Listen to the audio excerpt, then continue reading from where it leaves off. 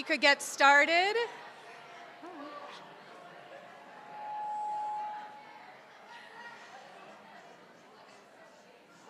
Thank you, everyone, for being here tonight. Before we get started with a really exciting and fun evening, if we could all stand for a moment of silence, if you are able.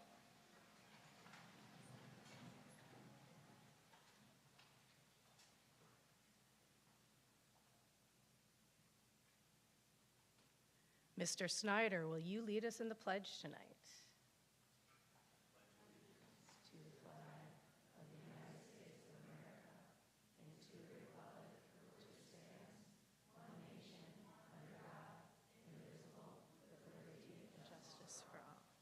Thank you. Again, thank you to everyone for being here tonight at our final board meeting for 2025. As a reminder, persons wishing to address the board must sign up prior to the start of public participation. Speakers must register on the form provided by the district at the entrance of the boardroom to maintain a first-come, first-served process. For purposes of following up the speakers must provide their name, address, telephone number, and/or email address. To limit comments to matters which will be properly discussed during public participation, the speakers will provide the topics. Any group or organization wishing to address the board must identify a single spokesperson. Also, in case of emergency, would everyone please follow the exit signs to the outside of the building? Please stay completely clear of the building to provide space for any emergency vehicles.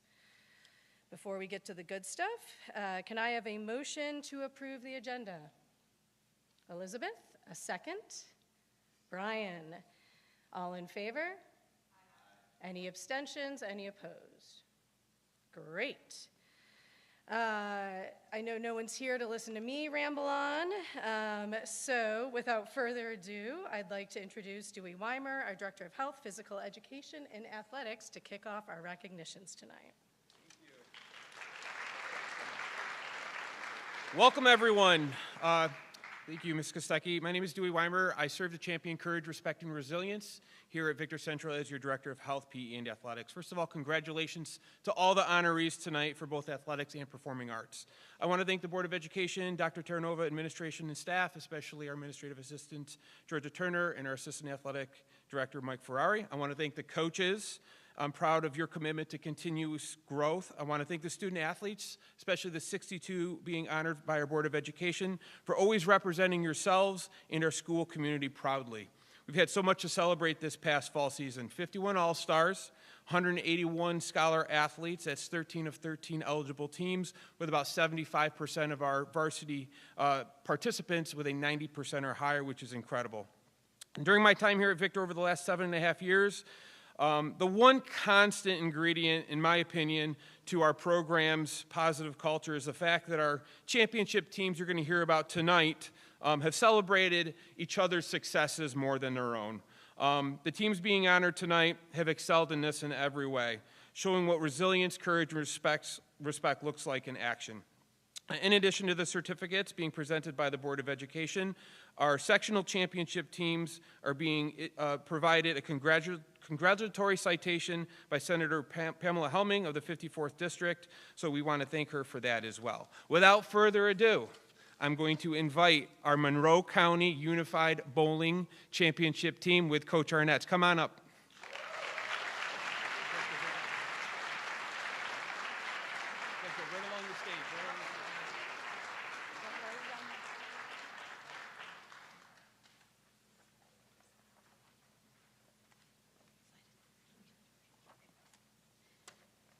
Good job, guys. Good evening, ladies and gentlemen. Thank you to the Board of Education for allowing me this great honor of showcasing our incredible Victor Unified Bowling team. I am so proud to present to you tonight the 2025 Monroe County Public School Athletic Conference Unified Bowling Championship team. Let's hear for Victor.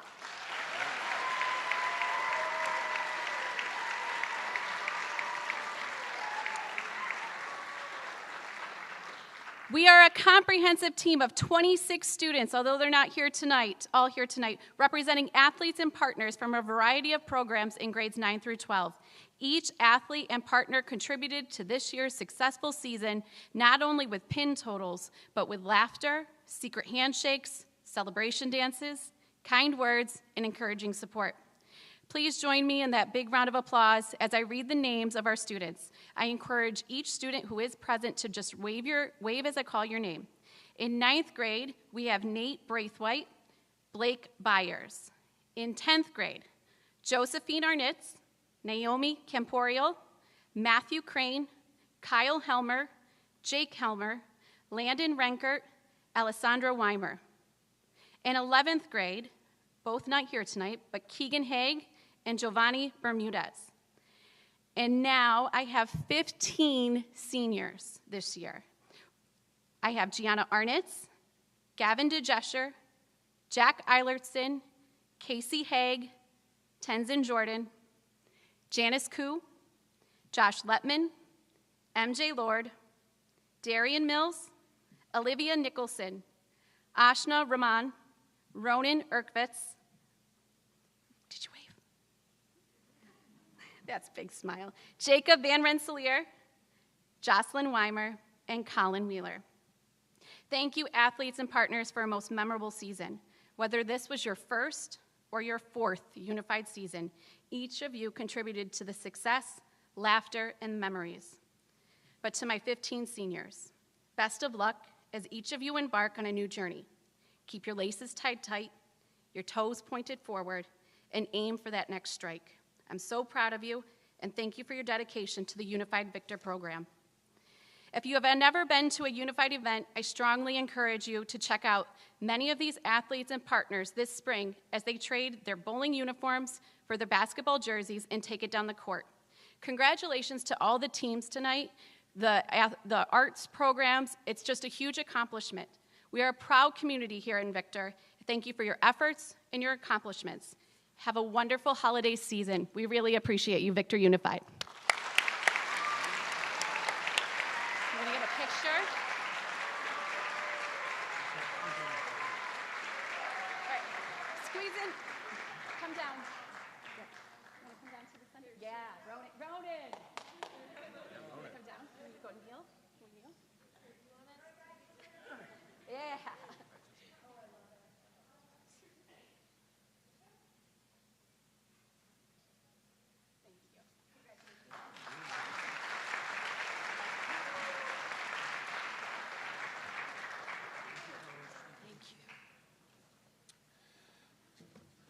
All right, so the next team we're going to invite up is our Section 5 Class A champions, the girls cross country team, which had the longest season ever. I think their last competition was leading right into the winter season here. So Coach Hunkovic and his staff and the champions, come on up.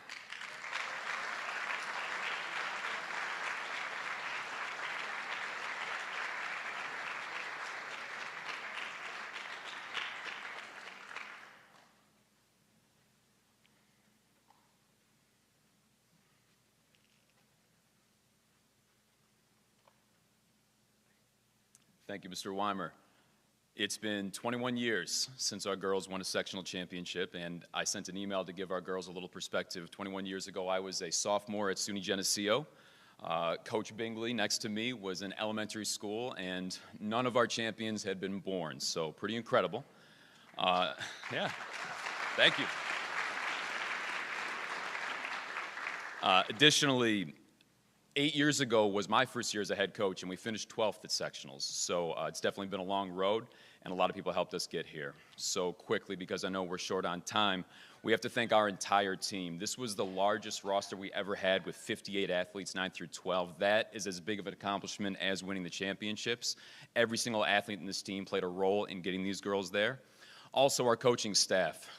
Coach Bingley to my left, we've had for 3 years now. She's such a fantastic role model for these girls, and she's done so much to elevate our game. Coach Kowalski is our other assistant coach. He's not here because he actually runs the theater production at Gananda where he teaches, but he is my longest standing assistant coach. He does a fantastic job. And finally, our most veteran staff member is Chris Levy. He's our modified coach, and for many of our girls, he was their introduction to cross country, and he goes way above and beyond in terms of not just supporting modified, but our varsity staff as well. To our parents, you have done such a phenomenal job supporting us and believing in our vision, and I always say the character that these young men and women have on our team really starts with you at your dinner tables. We really appreciate that. Additionally, we really, really appreciate the support of two special parents who are in the audience. Our booster representatives, Jackie Christensen and Tracy LaPena, have been with us for years. They have done such a phenomenal job. Just a quick round of applause for them.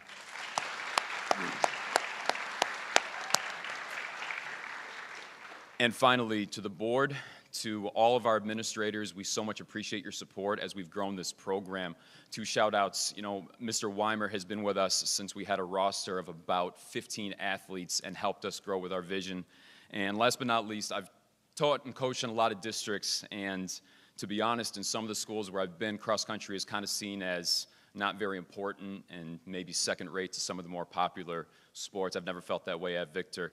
And one of the signs that you can see is Dr. Terranova has been to more of our cross-country meets than any administrator that I've ever seen at any school. So, Dr. Terranova, thank you very much.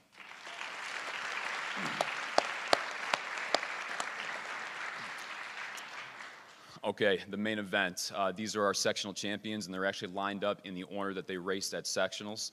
To my far end, that is our freshman phenom, Lucy Johnson. If you were at sectionals with about 1,200 meters to go, she took the lead in the race and was our runner-up individual, only 2 seconds away from the win. I have a feeling you're going to see her in this room quite a bit throughout her career. Besides her incredible athletic ability, she's brought so much positivity. She's so fun. I always say she smiles every single day. We're really excited for her future. Next to her is our sophomore, Josie Supo. Josie's really been our pioneer because last year she was our first girl to qualify for states for cross country in 15 years. So when you think about bringing these girls to the state meet as a team, Josie was really somebody who would kind of pave that way. She's our school record holder in the 3,000 meters indoors. Both Lucy and Josie ran sub 18:40. That's 18 minutes, 40 seconds for 5K, so that is 5:58 per mile for 3.1 miles at the sectional championships. Pretty outstanding. Our third runner is Maggie Christensen. I would say in my 16 years as a coach, the most dedicated athlete that I've ever had the privilege to coach.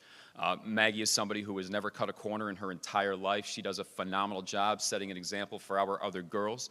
She's also a sectional champ in the steeplechase, and out of every single athlete that went to the state meet from Section 5, she was chosen for the Sportsmanship Award winner, which was incredible. Our next athlete is Maeve Donlin. Maeve is one of two senior captains in front of you. Maeve has also won our Most Improved Athlete Award twice in a row, her junior and senior year, and she set such an example for showing a lot of athletes, if you believe in yourself and you put in the summer training, what you can achieve, because like so many of our runners, she has taken minutes off of her time, and she's done such a fantastic job mentoring our younger runners. Next to Maeve is our fifth runner, Kelsey Schaffer.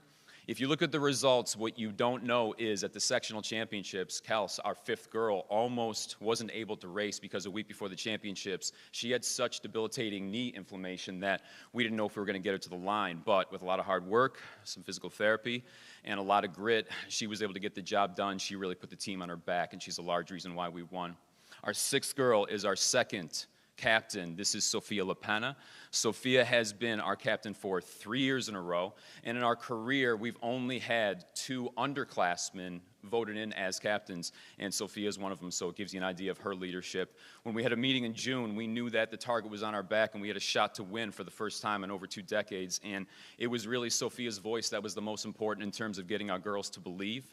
Next to her is Romy Monticelli, our 7th runner. Romy is a true rookie on the team in that this is her first ever year running cross country, which is incredible if you think about it because this is one of the hardest top 7s to make in the entire state of New York.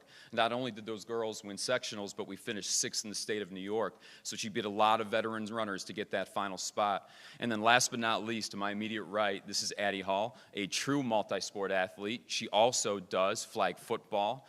And we had a really cool moment at the state meet. We were running around together to cheer on the girls, and I said, Addie, did you ever think that in your first year running cross country, you were going to be at the state meet? And she said no, but I told her I wasn't surprised because, like so many of our girls, she's worked so hard and bought in, and we've got a very bright future as a program. So thank you so much for the time.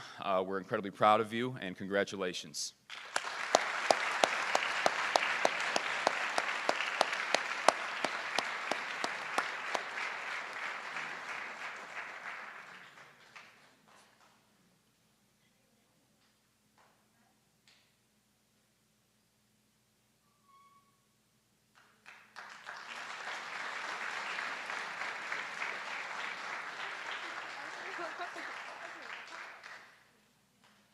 The last athletic team we're going to bring up tonight, we have a couple individual Class A1 champions and an A1 championship team, is our girls tennis program. Come on up.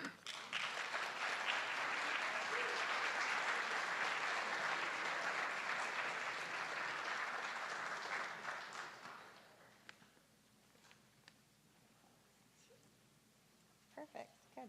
Good evening. I'm Christina Barnum, also known as KB from a lot of the kids with this moves. And I'm the varsity tennis coach, and it's truly an honor standing up here with this amazing group of girls. It was such an incredible season this year. We finished this season 13-2, and we defeated all the teams at team sectionals 7-0. So we had beat Fairport 6-1 during the season, and we show up, and you think it's the finals, and maybe nerves play a part, but these girls, with their hard work, they won 7-0, and it was honestly phenomenal. It didn't happen by luck. It happened because of hard work, dedication, and heart. These girls set a goal to win team sectionals in the beginning of the season, and they accomplished it. So congratulations to these girls for being the 2025 A1 tennis team sectional champions. So a big round of applause for them.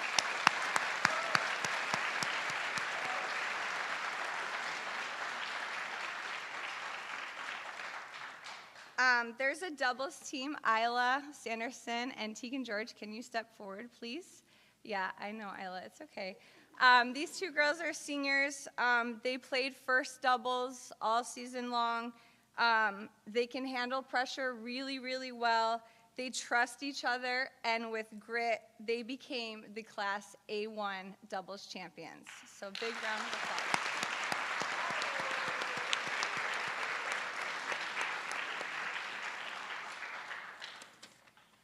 Also, another player I would like to highlight is Emily Miller. Emily, can you step forward, please?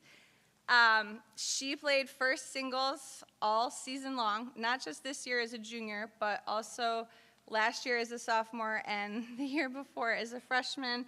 Her dedication, consistency, and sportsmanship has set the standard for excellence. She finished her regular season 15-0, undefeated all season.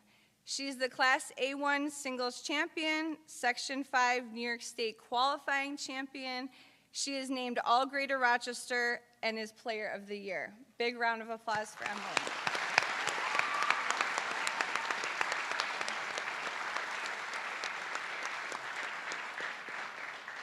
I kept mine fairly quick and short, but I would really just like to say a big thank you to our boosters who are here, Missy Marino and Amy Scotta. They really help a lot with the season, and they make it so easy for me, so I really appreciate and support them. Dr. Terranova and Dewey, thank you for your continued support. We appreciate you coming to the matches and seeing you, and I appreciate it. I know the girls do, so we're really, really thankful for you. Board of Directors, this is my first time up here in 2020 when we won. We didn't have this because of COVID, so thank you for your support. I'm just really grateful to be coaching here at Victor, and I'm looking forward to a successful 2026 season. So thank you so much. Woo-hoo!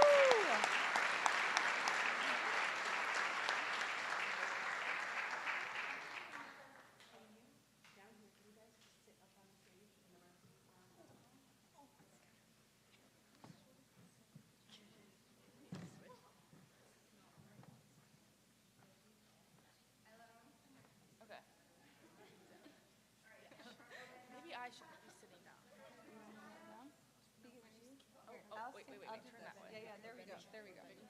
There we go.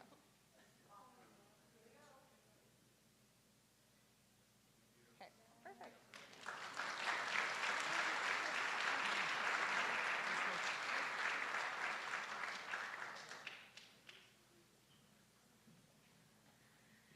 Congratulations to our unified bowling, girls cross country, and girls tennis team. These are all amazing accomplishments.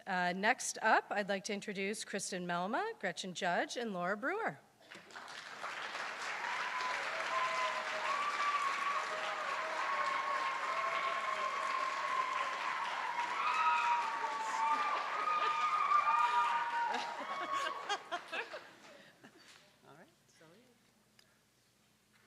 We are extremely proud to recognize our outstanding music students from the junior and senior high school tonight. Area All-State students, please join us up front.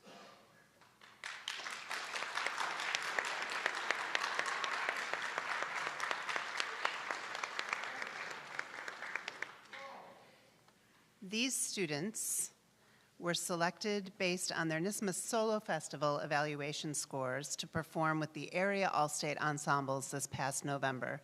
They rehearsed and performed over a weekend with the best musicians in the Rochester area.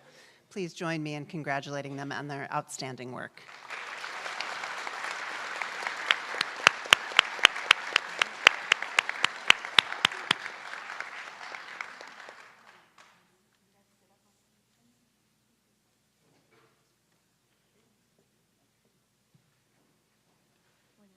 We are not in the picture. Thank you. It's okay. It's all about them.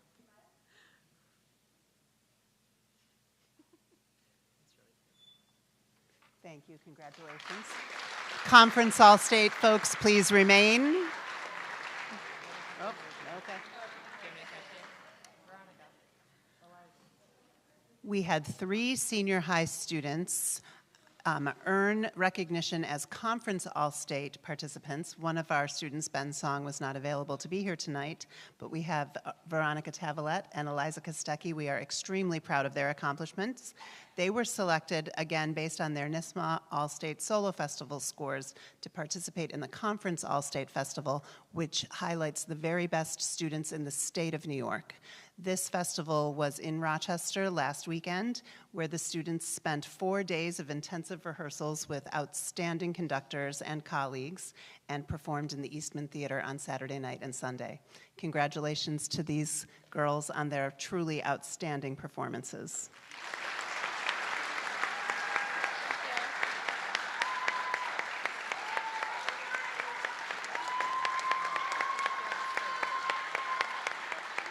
Thank you so much, Dr. Terranova and the Board of Education and all of our administrators for your unending support of our music programs.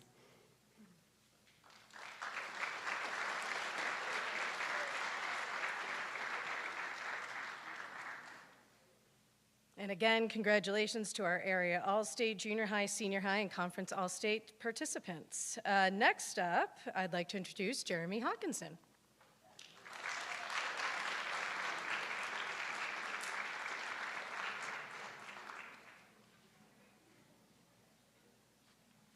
Hi, everybody. I'm Jeremy Hawkinson, director of the fall play this year. I hope you were lucky enough to be part of the high-energy audiences we had rocking in here for our production of 30 plays in 60 minutes. It was just that, a collection of 2-minute plays, 2-minute scenes. The audience had a list of titles and could shout out what they wanted to see next. So every night was a new order. So it's fun to introduce students to new, interesting ways to approach theater, but they had to be on their toes for this one because they didn't know what was coming next. I know you've gotten a lot of feedback, great feedback, and well-deserved. You're an amazing cast and crew. 17 cast members, Lila, Emily, Skylar, Sophie, Ella, Colin, Jonah, Claire, Eliza, Maddie, Drew, Paige, Sammy, Griffin, Sadie, Logan, and Cody. And we've got 6 crew members, Ian and Isaac, Mia Manning, Veronica, Mia Ibrasimovich, and Kayla. Okay, so thank you to everybody there. Special thanks to Mr. Denner, Mr. Wolf, and Mr. Isaacs, Mrs. Sensive, Mr. Colgan for helping on the production. Mr. DeRose, thanks for sharing your space with us. To the board and Dr. Terranova, thank you for this continued recognition. Dr. Terranova, thank you for being such a good sport during your cameo. Liz and Kim, thanks for organizing. We're auditioning for the musical next week, so we'll see you at Mean Girls in March. Okay, thanks everybody.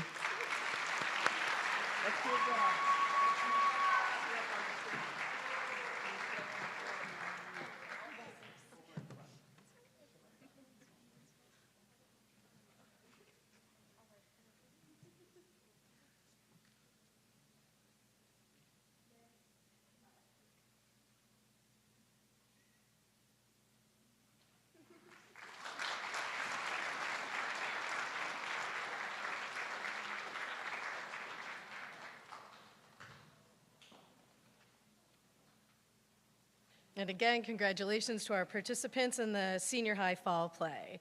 And last, but certainly not least, Mr. Main, if you will join us.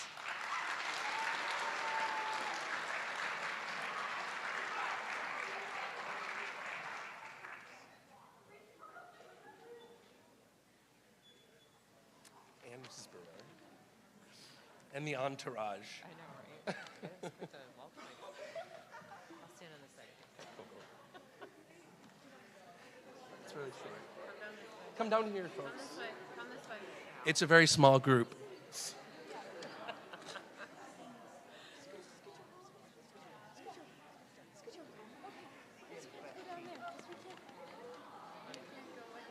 Whoa. I know, it's exciting, right? It's awesome. Talk about representation. Thank you all for coming. This is awesome. This is really cool. Very good. Small fraction, too. Hello, everyone. My name is Matt Main. I'm the director of the Junior High Musical, and this year it was Charlie and the Chocolate Factory. What you see up here is only a fraction of everyone that was involved in the production. We have tons of people backstage, on stage, in the pit, crew, painters. They're all represented here in some way, and so these guys are awesome. Give them a round of applause. They're so great.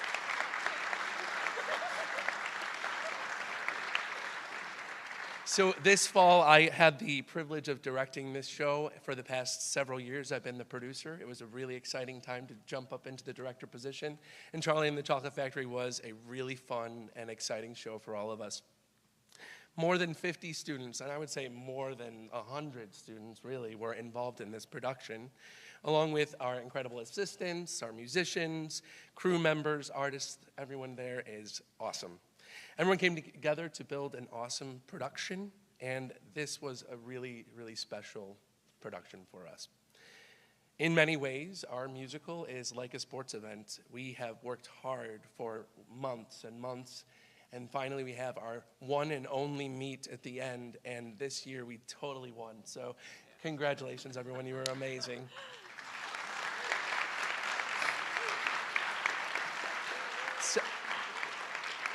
I couldn't be prouder of these students, and also our whole team our production team was amazing as well, showing dedication, joy, resilience, and creativity every single day. Watching all of you step into the process of creating a performance as awesome as our show was, some of you for the very first time ever, and discover what you're capable of is an honor for all of us, and I hope that you had a great experience as well. I am also very grateful for our Board of Education and to our district for supporting the arts and giving our students the opportunity to do this type of production. It is a great honor to be able to do that. And I also wanted to specifically thank Dr. Terranova for also his cameo in our show as a part of Mike TV's, demise. Sorry. Thank you, everyone, for trusting us with this production and for valuing the power of theater in our students' lives. And you guys were awesome. Congratulations.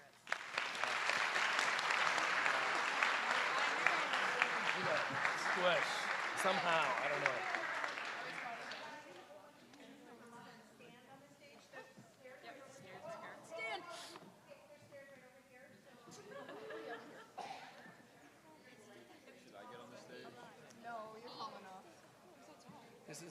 the large group.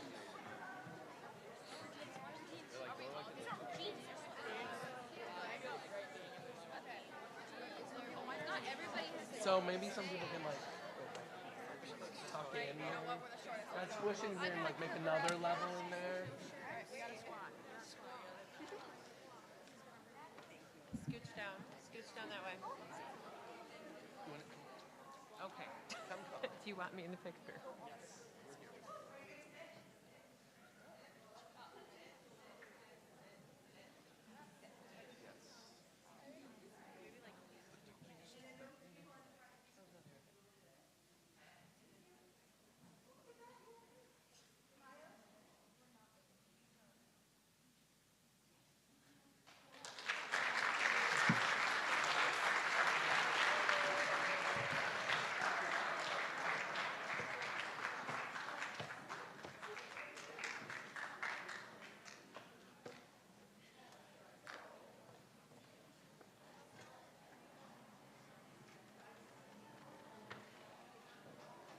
I think this is about where it is.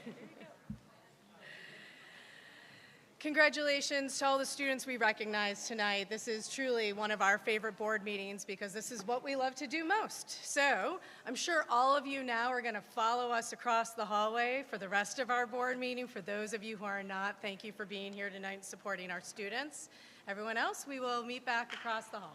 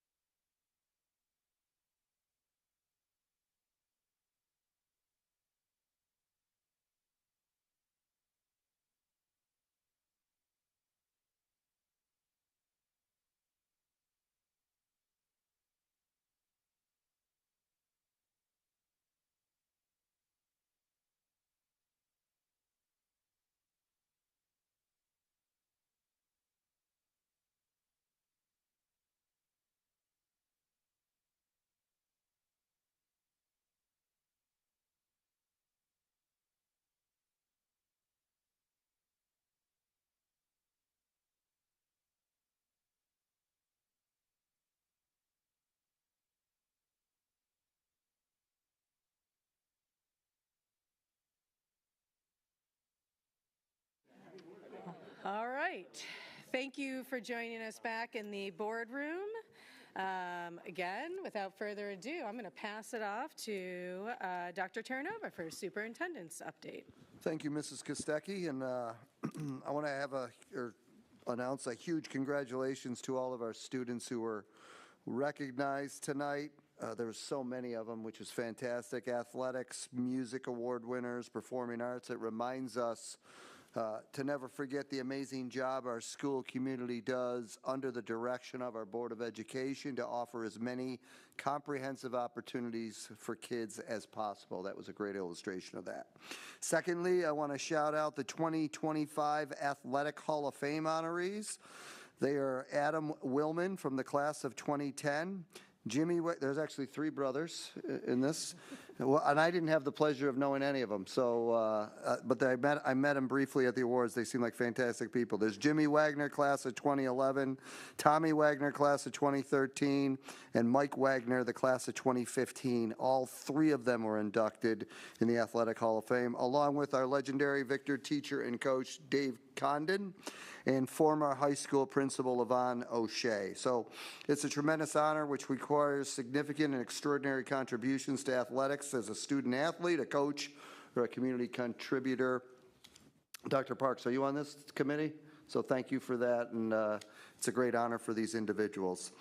Also, my last point is celebrations and accomplishments of our school district have a direct relationship to having enough resources to offer these programs and experiences. So I want to again thank the Board of Education for their leadership, because they literally turn over every stone to find us the revenue that we need to support our programs. This includes an agenda item at the end of tonight, which is where the board will decide on which of the 5 ideas to explore more fully from the community partner group that gathered this summer and fall.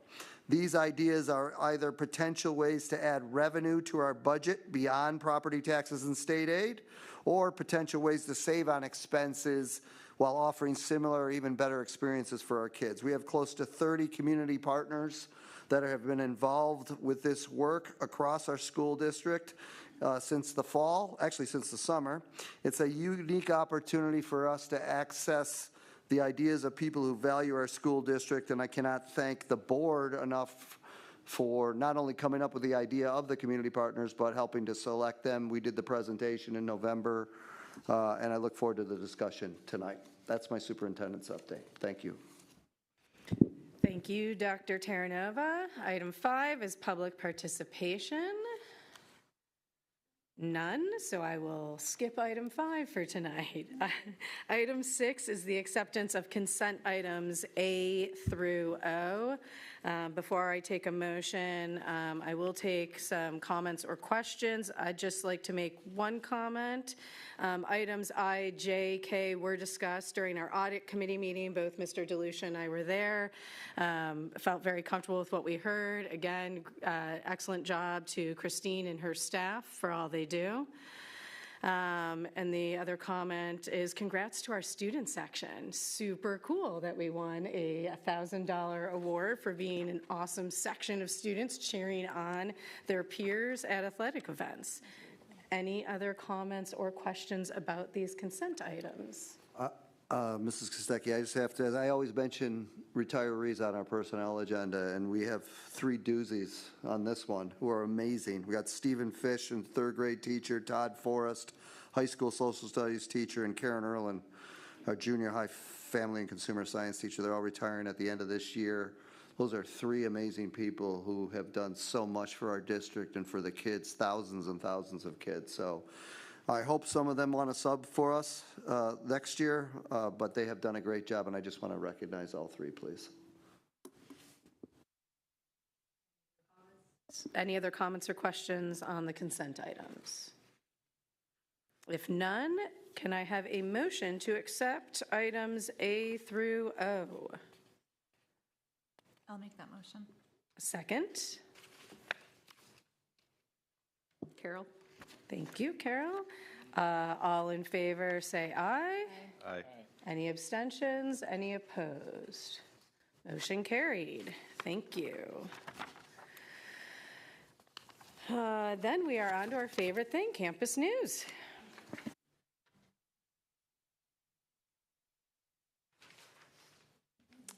Good evening. My name is Rob DeRose, the principal at the Early Childhood School.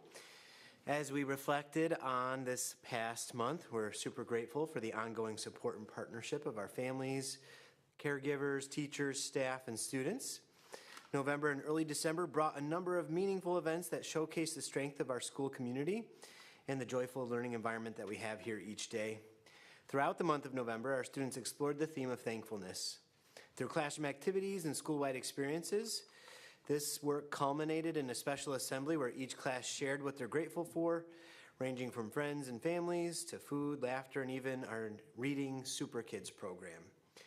Students and staff closed the assembly by singing an original song written by Mrs. Naomi Foley called the Thankful Song, adding a memorable and heartfelt touch to the celebration. Students can be heard just singing that a cappella as they walk through the hallways as it comes to their mind. We're also excited to welcome the PTSA and the Harlem Wizards for a special school assembly this past week. Students loved the opportunity to meet the Wizards player, and the energy and enthusiasm throughout the building was contagious. Many students are now eagerly awaiting the opportunity to see the upcoming game in January, and we're always grateful for the PTSA's continued partnership and these joyful experiences that they bring to our students and families each year. Last Friday, during our parent-teacher conference day, the Victor Brew Devils operated their first ever pop-up coffee shop here at the ECS for faculty, staff, and families. Our Connections program at the high school, led by Joanna Arnitz, who was the lead of the unified bowling team this evening during the recognitions portion of the meeting, brought her team down to the ECS, and they sold coffee and tea and just brought a lot of positivity and positive energy to our halls, making an already positive experience our parent-teacher conferences even better. Faculty and staff are still talking about the experience and hope to see the Brew Devils pop-up shop return here to the ECS and a regular occurrence. Later this month, our PTSA will once again be spreading cheer by funding a Teacher Appreciation Jolly Trolley filled with staff's favorite treats, candies, snacks, refreshments. One of the school's Girl Scout troops will be helping by setting all the things in the trolley and decorating it and adding a special touch of student creativity and appreciation. In addition to these community building experiences, we'll be finishing our parent-teacher conferences tomorrow afternoon. Again, like I mentioned last month, these conferences offer an opportunity for families and teachers and staff to partner together to reflect on the great things that have happened so far this year, but also to plan on what needs to happen for the remainder of the year to ensure that all of the students reach their learning and potential in all areas.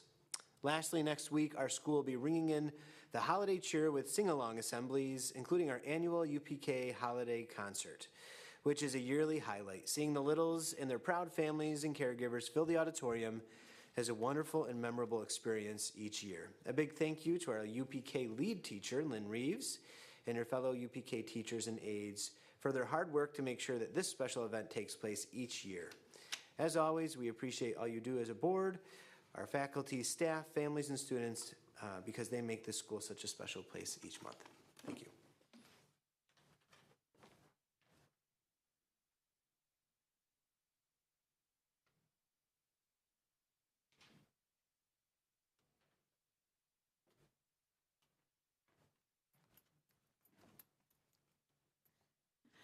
Good evening. I'm Amanda Byrne, principal at Victor Primary School. Updates this month at Victor Primary center around three key themes: strengthening relationships, supporting high-quality teaching and collaboration, and building the psychological safety within our adult teams. We continue to deepen our communication and connection with our families and caregivers. We have continued our SEL newsletter in partnership with our building council, which provides updates and practical ways to reinforce social and emotional learning at home. Teachers also recently completed their progress reports and are holding their parent-teacher conferences, which provides meaningful opportunities to celebrate student growth and strengthen those school and home partnerships. In partnership with the PTSA, we also hosted assemblies inviting a Harlem Wizard to join our school and the school auditorium. It's the first time that Victor Primary has done it that way. There was a lot of enthusiasm. And it was a really fun, joyful community building event. Alongside this, we are, as a school, taking a thoughtful look at all of our community events, auditing each one to consider its alignment to our goals, its impact on students, families, and staff, and its inclusivity. And this process will help us to sustain our beloved traditions while also refining some where needed. As we strengthen those connections within our community, we're also focused on supporting the daily work of teaching and learning in our classrooms. PLCs continue to be our regular touch point for professional learning, unpacking curriculum, examining data, and strengthening how we progress monitor and align the supports for our students. This year, every stakeholder group is using their PLC time a bit differently to meet their immediate priorities, whether that means digging into a new instructional resource, learning how to use eDoctrina effectively, or collaborating around tracking student progress with greater clarity. We're also being thoughtful about still creating space for colleagues to collaborate, problem solve, and share ideas to elevate their collective practice. A recent grade 3 PLC brought this to life. They had 4 stations that rotated so that every colleague had a voice in the conversation. It was facilitated by Lauren Less and Kira Currency. The structure enabled teams to learn from one another, share practical strategies, and deepen their collective understanding how they are the best resources in the room to strengthen their practice across classrooms. Alongside strengthening instructional collaboration, we're intentionally building the conditions that help teams do their best thinking together.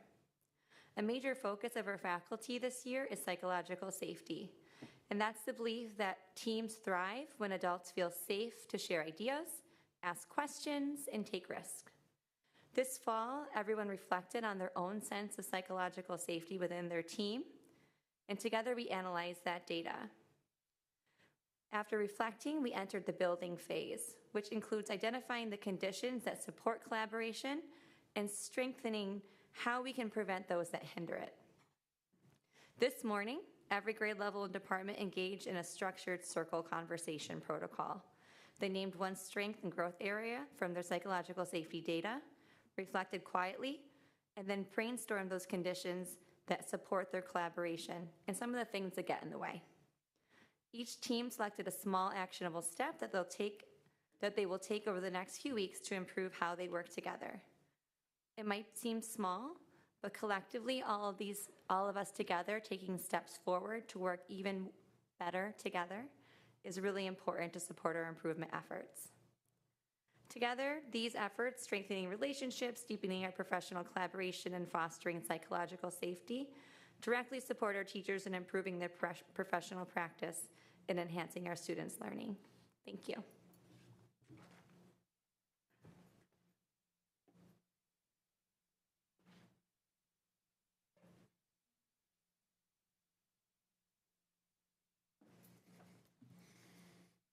Good evening. My name is Jim Morrow, and I'm the principal of the intermediate school. Last month, our students focused on the character trait of gratitude, and we had a meaningful reminder of what that looks like in action. We are especially grateful for Mrs. Letman, our library clerk, who leads a wonderful quilting project that allows students to create quilts for those in need. We recently received a very heartfelt email from the coordinator at the Linus Project, or Project Linus rather, thanking our students for the beautiful quilts they donated to support children across Monroe, Ontario, and Wayne counties.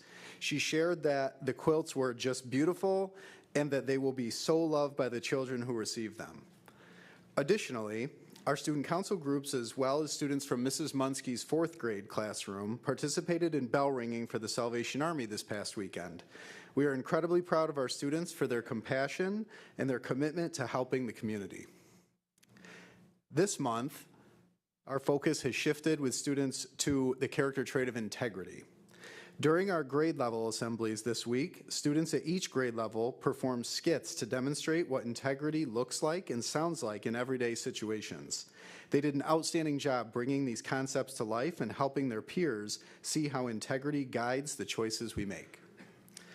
Finally, I want to express our sincere appreciation to our VIS families and teachers for their strong partnership during parent-teacher conferences over the past few weeks. We know how much communication, preparation, and collaboration goes into these conversations, and we are grateful for the shared commitment to supporting every child. I hope you all have a wonderful holiday season, and thank you for everything you do for our students, families, and staff.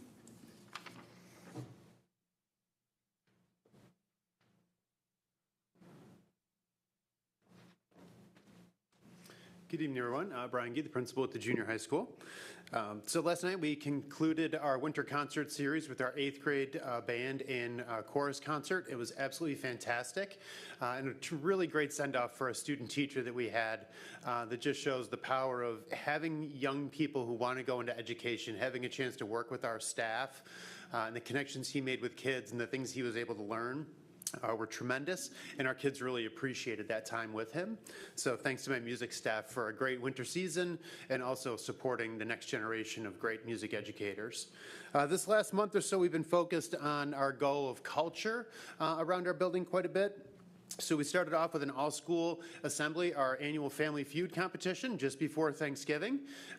Sort of ironic that we're thinking about, Family Feud before we go off to Thanksgiving with our families. It wasn't intended to kind of come across that way. But this year we switched it up a little bit where the kids were the contestants and the teachers gave the survey questions. A great atmosphere, a lot of, positive energy and participation. We also had another assembly supported by our PTSA where we also had one of the wizards come by and kind of get kids excited about the upcoming game that's going to be happening after the first of the year.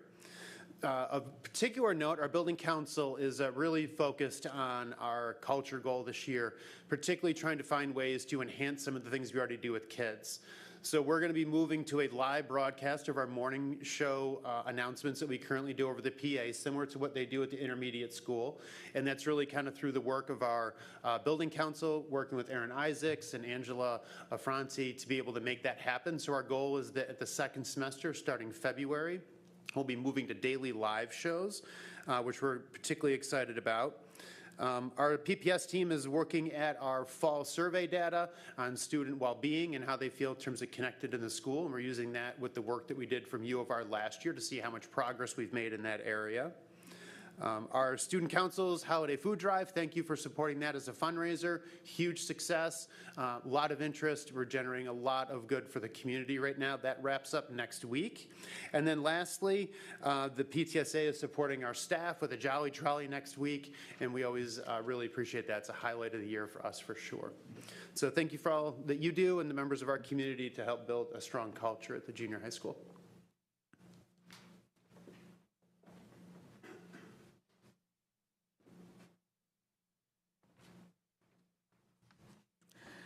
Good evening. My name is Kate Pyle. I'm the acting principal at Victor Senior High School. Pleased to share a few updates from the past month just to highlight what we have going on at the senior high. Our school counselors, administration, and Office of Instruction are excited to welcome back members of the class of 2025 for a holiday luncheon and focus group on January 8th. In this event, paired with a survey aims to gather valuable feedback on post-high school preparedness, supporting our commitment to elevating student voice and improving our instruction for the benefit of all of our students. Next week marks the culmination of our annual holiday food drive, an event that continues to grow both in scale and impact. Our student council once again has spearheaded the effort, coordinating campus-wide collections with the support of our staff, families, and the broader Victor Farmington community. Thanks to their tremendous generosity, we anticipate supporting more than 110 families with food boxes and gift cards this holiday season. I want to extend a heartfelt thank you to our student council, executive council, especially the leadership of Michaela McLarney and Reem Nalia, as well as advisors Danielle Westbrook and John Aldrich, who dedicated countless hours to sorting and organizing all of our donations. We are also very grateful to the many volunteers who will assist with all of the deliveries this Friday. This food drive remains a shining example of our students living out Victor's core values of community, empathy, and service. Finally, I want to take a moment to acknowledge the extraordinary work of the senior high school crisis team led by Karen Ryan and Keith Pedzik as they guided our school community through the unimaginable reality of the recent tragedy that we have experienced. These individuals put their own lives on hold, put their needs aside as they focused on the well-being of our students, staff, and families. They had multiple meetings all weekend long. They gave up time with their families over the weekend to come be here for our students and staff. And just, it was an amazing effort by everyone involved, and just such a great thing to see in light of the tragedy that was going on, but to really see people shining through that. I have experienced, unfortunately, untimely passing of students in my career, but I've never, ever experienced the compassion and the thoughtful and sustained support that these professionals provided to our students and families. So I cannot say enough about how amazing they are and what a privilege it is to work alongside them every day. So thank you also for your continued support of everything that we are doing at the high school. It was a pleasure to have some of the board members touring our school last week and stopping in classrooms and learning all kinds of calculus and French and all different kinds of things. It was really a pleasure to have you guys there, and you're welcome anytime. So thank you for your support.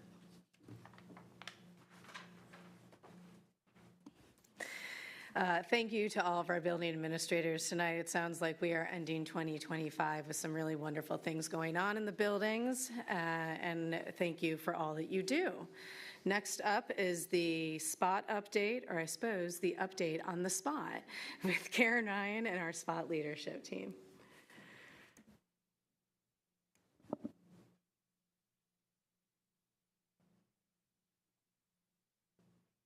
Good evening, everyone. I am thrilled to welcome the representatives from the spot tonight, our community partners dedicated to supporting our students and our families. The spot is an invaluable organization that provides essential resources, including food, clothing, personal items, and school supplies to our students and families. Their work directly ensures that our students have the essential fundamental necessities they need to thrive academically, personally, and they remove many of the barriers that these families face. So now I'm going to turn over this presentation to Carly Bradley, the Victor Program Director, and Lee Thompson, the Executive Director Designate. Thank you.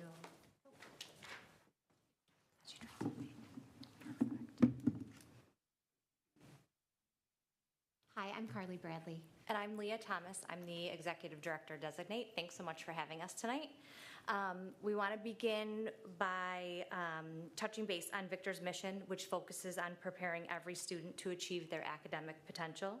The spot removes barriers to that success by meeting the basic needs of food, clothing, and supplies. When students aren't worried about what they're going to eat or wear, they can focus on learning and thriving. We serve UPK through grade 12 students in both Canandaigua and Victor schools with one vision: every child ready to learn. Our services are accessible right in the schools, working hand in hand with educators. Through strong community partners, we meet immediate needs that enable long-term student success. So the need for our services is growing really, really quickly. We started in August with our back to school event, providing backpacks and school supplies. We provided 282 backpacks to students, and we're expecting about a 25% increase next year. We provided winter gear through our Gear Up for Fall and Winter event in November in this very room. We were able to work with school community members and DECA in order to make it happen, and plan to host another event in the spring to provide spring and summer clothing. We had 35 families come through for our first initial event, and over 45 family groups requesting new coats, boots, snow pants, mittens, that sort of thing. Our monthly food distribution program has seen tremendous growth also. Tonight we had a youth basketball program. A group of 5th grade boys come in to pack bags for 100 families. We've seen a 29% increase since September in the need. In addition to the backpack event, our resource rooms are located in every single building. And are stocked with school supplies, snacks, clothing. Any staff member, social worker, teacher, and bringing students in as well are able to stop by and take what they need. No questions asked. The no questions asked, no red tape policy extends to our monthly food distribution program as well. On average, we're sending home about 19 pounds of food with each family. With winter break upon us, we double that for the break, knowing that students aren't going to be having breakfast and lunch at school. We're working with FoodLink, Wegmans, Aldi's to stock our pantry and rely on community volunteers to stock the shelves, pack bags, drive our deliveries to participating families.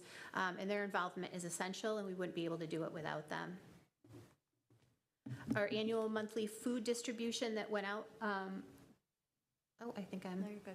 Oh, I'm okay. Our actual monthly food distribution that went out this school year, we provide long-term and short-term support. Sometimes we're helping families that are paying a large utility bill for the month and just can't afford groceries. A lot of our families stick with us throughout the school year. We're providing special bags for families that are unhoused, recognizing that hotels often only have a microwave. We do have a handful of families in the district that we're providing weekly support to as well. We partner with Victor staff at every level, from social workers to administrators. This seamless collaboration ensures that students get help quickly and discreetly. The results: students focus on learning, participate confidently, and thrive in all areas. Exactly what Victor's vision promises.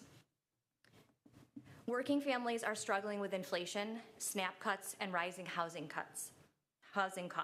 Our $100,000 budget serves students through Spot Mart and resource rooms, funded by community donors, businesses, grants, and fundraising events. You can help by continuing our strong partnership with Referrals and Access, helping spread awareness and reduce stigma around accessing support. Connect us with donors, businesses, and volunteers in the Victor community. We've got some really wonderful families that we're working with.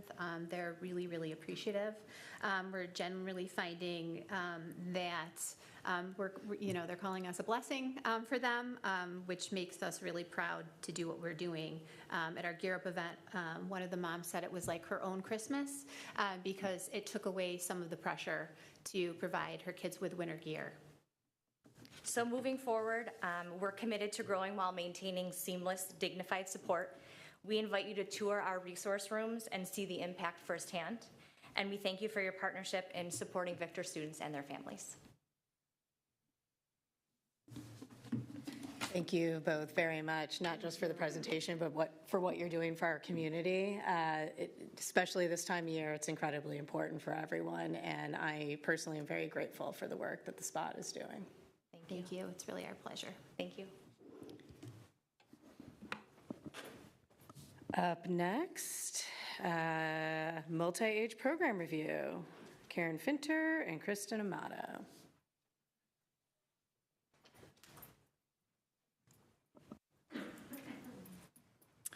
Good evening, everyone. My name is Karen Finter. I'm the Assistant Superintendent for Instruction here in Victor, and I'm happy to be here tonight to share with you the recommendations produced by our multi-age program review. As you know, a program review really evaluates the effectiveness of our educational programs or initiatives. We convene a committee of diverse stakeholders to get together to examine research, explore current practices, collect and analyze data, and ultimately make recommendations to make our program even stronger and more effective. We had a fantastic committee that also solicited a lot of input outside of the committee in canvassing parents of current and former multi-age students, as well as the entire district, our staff, to get perception data around the multi-age program. So thank you to those members. Our program review, we did it thoughtfully and well over the course of a year and a half, really anchoring into what multi-age history and philosophies are. We consulted the research base, spent a lot of time looking at what are the best practices around a multi-grade level or a multi-age program, what are some additional strategies that make multi-age impactful. We spent some time being thoughtful around the questions and the data that we wanted to collect, in addition to achievement data, but some survey data as well. And then we needed some time to analyze all of that information and really think about what are the themes that are emerging and how do we take those themes and make them actionable in the form of recommendations and action steps. And I believe you have a copy of the recommendations provided to you, so you see the scope and depth and breadth of the document that was created. So, for those of you that may not know, what is multi-age? It's been in existence over 30 years within the history of the district. It is a very child-centered approach to teaching and learning. The developmental span is 2 grade levels and up to 4 age levels within a classroom, and olders and youngers collaborate within a safe and supportive environment that not only link academic standards to instruction, but also weave in a tremendous amount of social emotional learning. I want to thank all of the multi-age teachers at the primary school for all of their work. Julia Polino, Marianne Buckley, and Rebecca Feistel, our K1 team. Takima Allen, Kristen Amato, and Sarah Russell, our 2-3 team. I do have to tell you, unfortunately, tonight we had a little bit of a technical difficulty. We had some embedded videos of some of our current multi-age children, and we have a video of a former multi-age child who wanted to share their insights with the board. We're going to send those to you separately, so they're not part of our presentation tonight. But Kristen is going to share a little more around what makes multi-age so unique and impactful for our students. All right. Hi, I'm Kristen Amato. I'm a 2-3 multi-age teacher at the primary school. So multi-age means a variety of things to all the different stakeholders in the program. Families often share that there's a sense of community created within the larger VCS district. This is a quote from the website, as well as a poem that one of the 2-3 multi-age kids created about multi-age.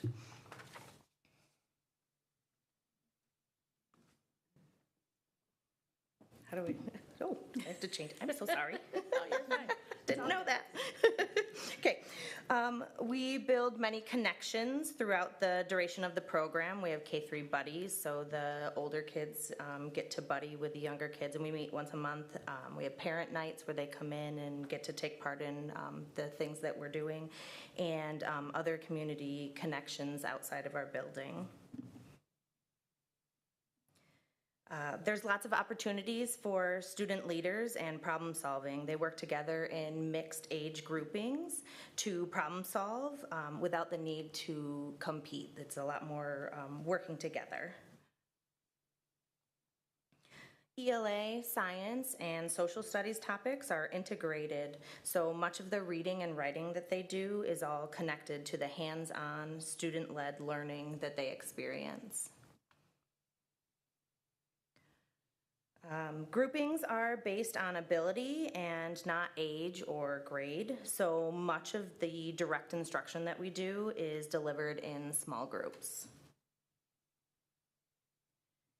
And then we facilitate friendship workshop and encourage play as a way to strengthen the social emotional learning within the program. It is the community building foundation that we set for the entire time that they're there.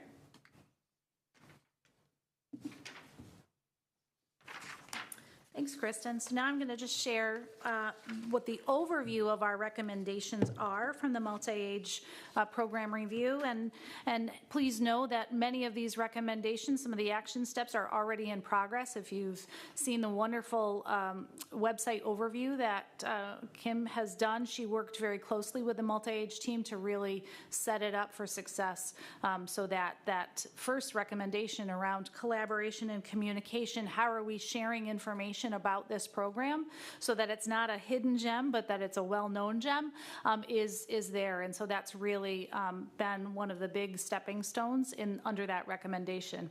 Recommendation 2, Kristen mentioned the integration of content into skills-based instruction. And so really working thoughtfully, understanding the standards in those grade levels and coming together to put them together in projects that really help the children, no matter what their entry point is, to flourish. And so really being thoughtful around the dynamics of that multi-age classroom and providing the curriculum development support and implementation support that they need, especially now with some new faces on the team. And then recommendation 3 is around equitable inclusive access, thinking about how we can support all learners, all children, to have access into this program, sometimes scheduling with unique needs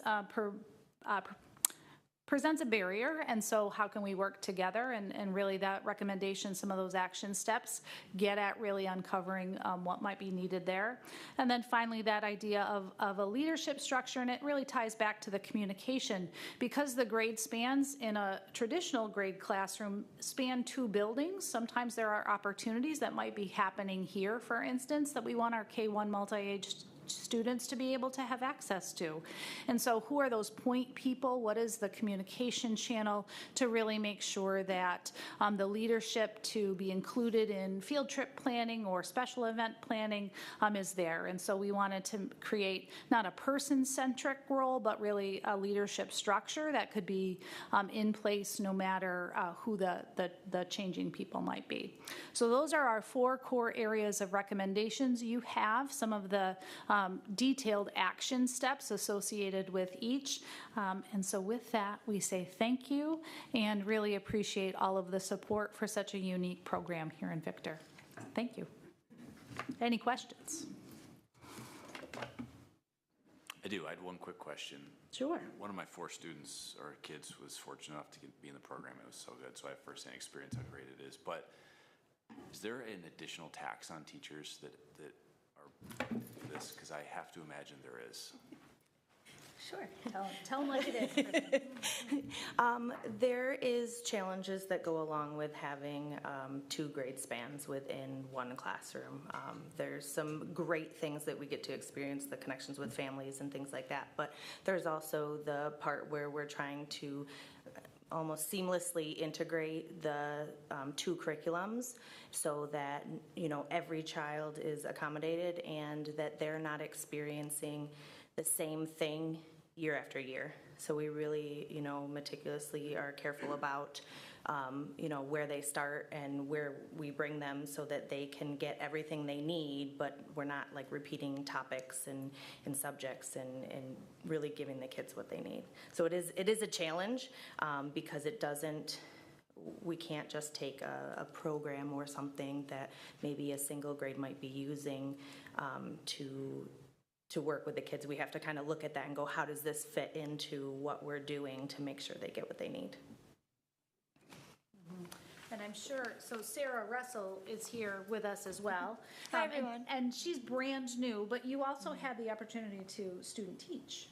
Yeah, in a multi-ed classroom. Yeah, I'm a first-year teacher, so it was an extra lift for me to come into multi-age, but it's been really great. And I got to student teach here at Victor in an ICT room, so they aligned very closely because we, like Kristen mentioned, it's all about meeting them at where they are. So it's really not thinking about 2nd and 3rd graders, it's just thinking about their levels. So I would say a challenge for me was figuring out how to teach small group and whole group, but you know, you can't teach them all the same thing. So finding entry points for each kiddo has been a challenge, but it's been really great to see how the olders and youngers kind of work together to help each other meet their needs. I do have a question.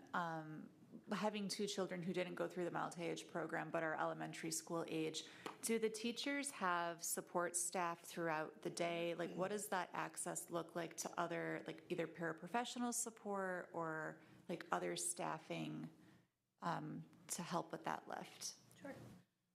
We get the same paraprofessional support that other classroom teachers do. So we have an aide.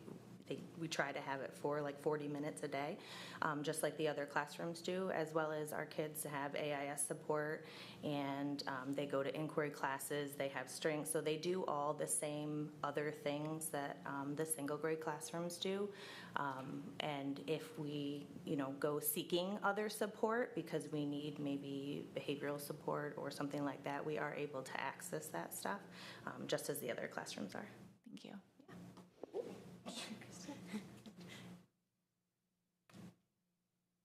Any other questions? Thank you. Thank you. Item D is our management plan update. Karen Finter, I just might as well come right back up here. Amanda Byrne and Rob DeRose. She didn't leave, good.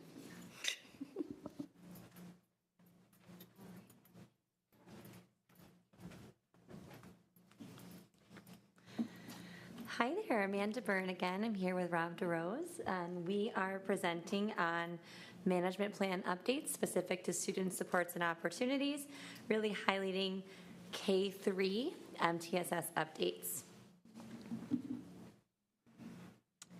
So just so you know what to expect during our presentation, we're really going to be thinking of this in a few different components. So how do our goals align? What are the things that are common between the two buildings, early childhood and primary school, as well as some building-specific updates? So thinking about our goal alignment, it's not just the alignment between the two buildings, but thinking through how are we aligned to the district's strategic plan and management plan, as well as our building goals, which are connected to the model of instruction so that it all feels seamless for our staff and for our students.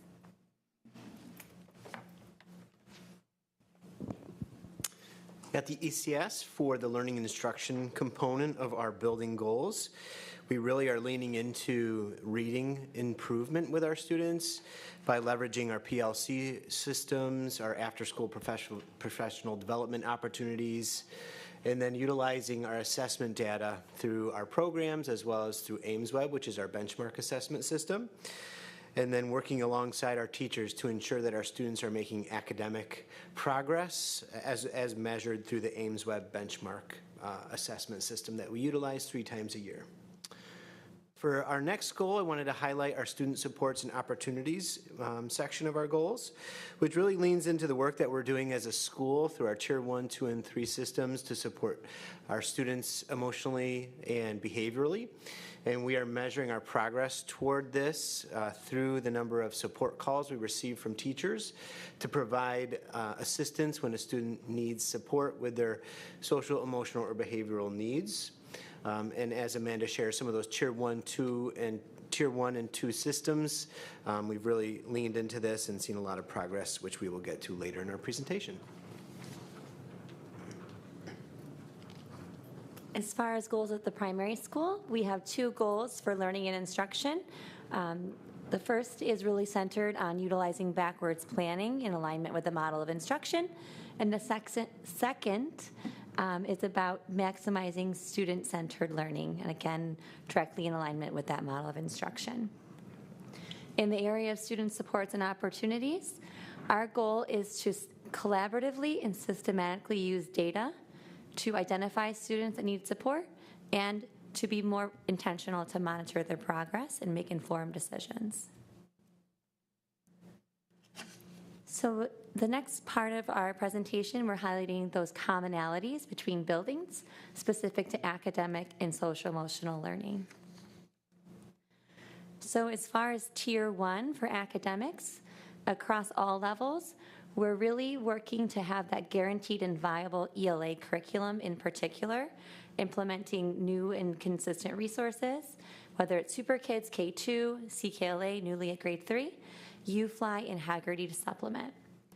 We're really purposeful about how we differentiate at the Tier 1 level, making sure, actually new learning about how all teachers can use our AIMSweb data to create fluency profiles and inform our small groups, and using those ongoing meetings or standing meetings as structures for professional learning. In the area of social emotional learning, we're also shifting to be more proactive and considering how can we use Tier 1 to get ahead of some of the challenges that we've been presented with. So we've implemented consistent Tier 1 counseling lessons relying on the resource Second Step. And in both buildings, last year and this year, something new we're doing is having PPS point person meetings, which means that every classroom teacher is connected with a member of our PPS team, so counselors, psychologists, social workers. They have monthly meetings where they have a conversation about every single student in the class, whether they're thriving or having difficulty, and using that time to work together and problem solve. We also have a universal screening for SEL now. To elaborate just a little bit on those point person meetings, those are intended to be part of our MTSS process, not just an extra meeting.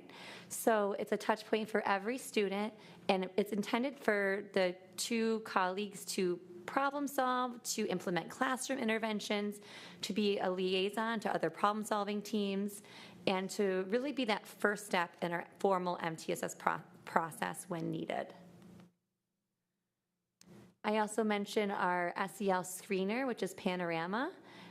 So students are being measured in different buckets of social emotional progress. K2, that looks like a teacher perception survey, so the teacher is completing it. Starting in 3rd grade, it's a student self-perception survey. So just kind of to look at the full story or the full picture, we use that point person meeting intentionally.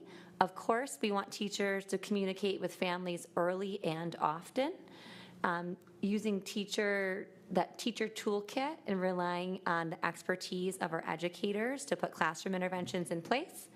There may still be times when a student needs additional support, so then that teacher may submit an RFA, which stands for Request for Assistance, which is reviewed weekly by a standing team, where we make a decision about if that student's case should be brought to a small group or large group problem-solving meeting, and being really purposeful about the ongoing monitoring and support after that meeting. This brings us to our building-specific updates. All right, thank you. First update I want to provide you connected to the goals that I shared with you earlier during this presentation is an update on our progress toward that goal connected to the student supports and opportunities. So what you have here is a table in front of you about our student support calls from the month of November. You can see over the course of the previous 4 years, we had a substantial and exciting reduction in the number of calls for behavioral support from our teachers, a 29% reduction in the number of calls from our teachers to support the de-escalation of a situation, or to just check in with a student who is in need of some additional supports outside of what our teachers already provide. In total, though, this fall, we've had a 10% reduction in the total number of those types of calls as compared to the average of the previous 4 years. And we do believe that this is a result of the excellent work connected to the updates that Amanda shared. We're doing a lot whole school, Tier 1 and Tier 2. We're also improving the capacity and toolkit of our teachers, as well as their efficacy, their belief in their own skills. So we're seeing a lot of positive trends.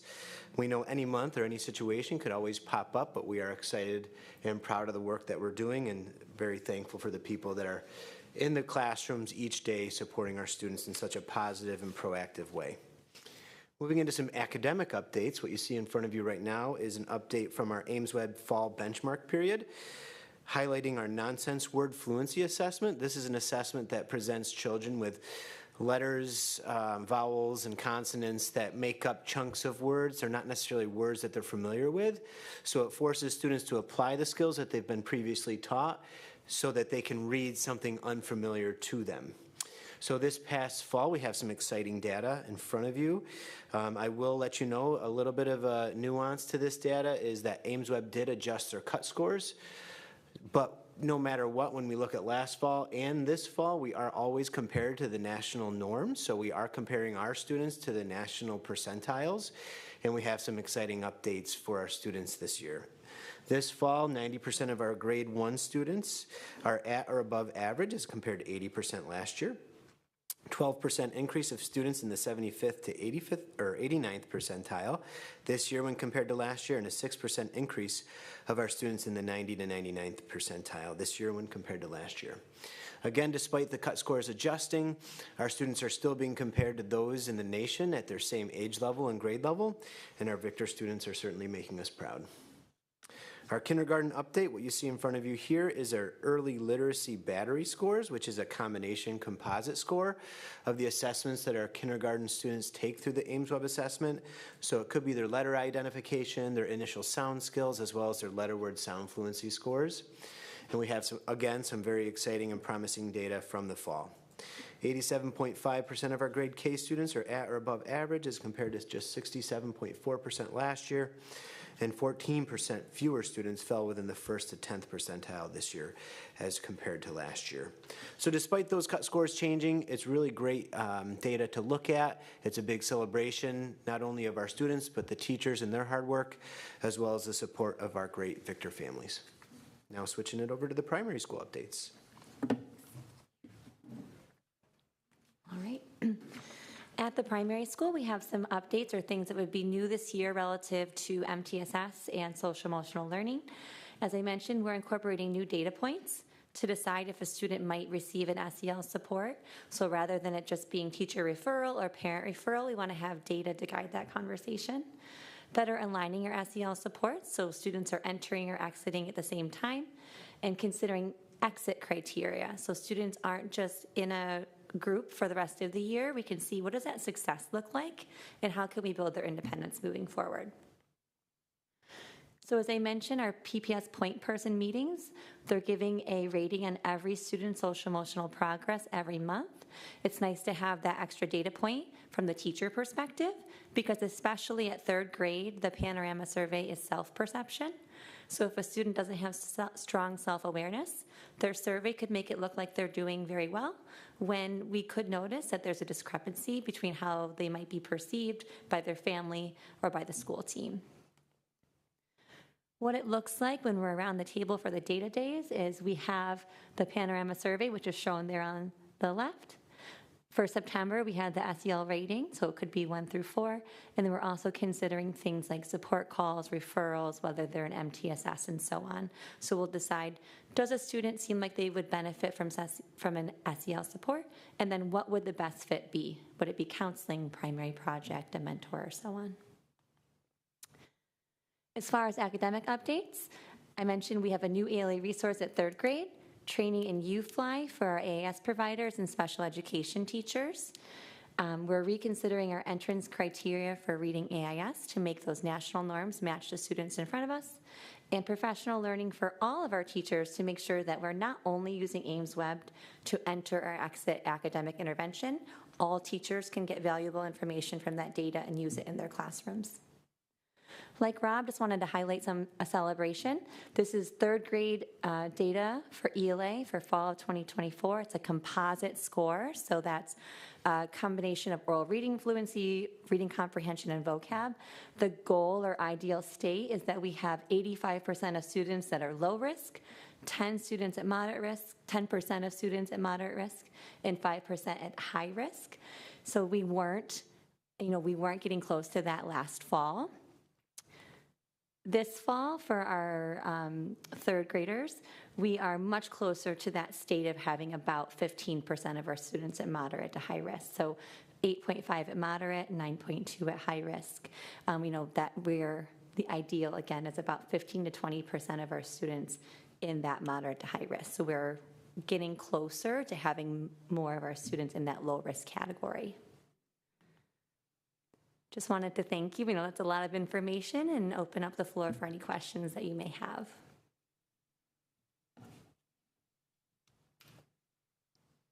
I'll just make the comment that I love that in SEL you have more of the structured tier 1, which we didn't have for years, just for no staff. And and to see that it's beneficial, that you're seeing less referrals, you're seeing less interventions. So, I love that data is supporting what we all thought, So, and I love the idea of the point person with PPS staff.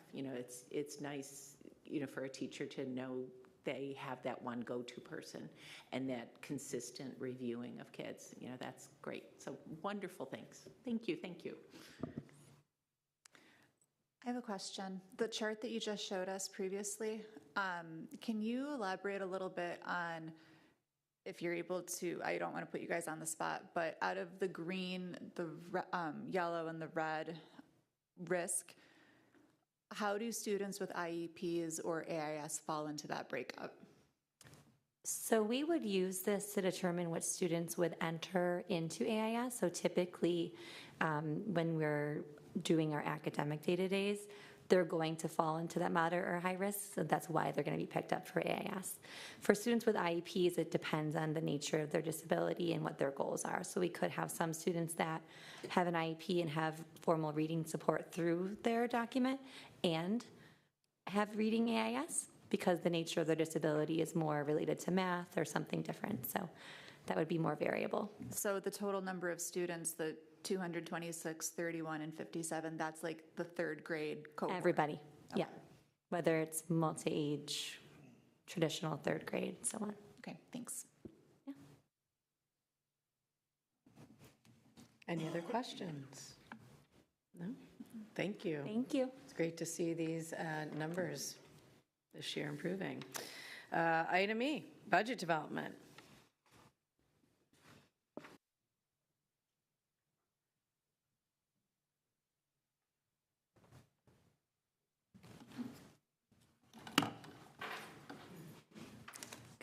Good evening, everybody. Tonight marks the official start of our budget development season for the 26-27 year school year budget. As we do every year, we begin by establishing our financial baseline to set the stage for a detailed planning discussions that will come up over the next several months.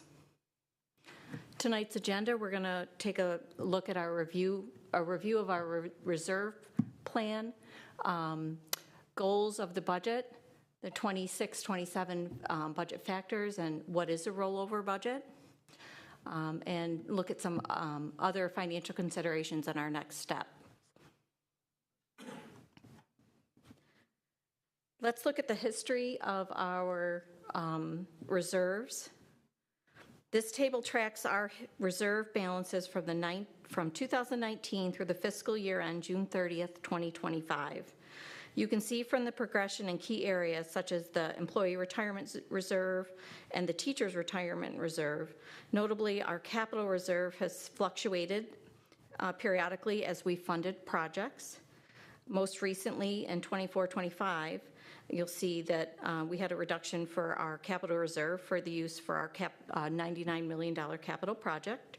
And our capital reserve is now sitting at approximately $3.3 million. Our total restricted fund balance is just over $10 million at the end of last fiscal year ending June 30th, 2025, which represents a reset from the highs in 2024, pretty much close to the levels that we saw back in 2022. Sorry, 2021.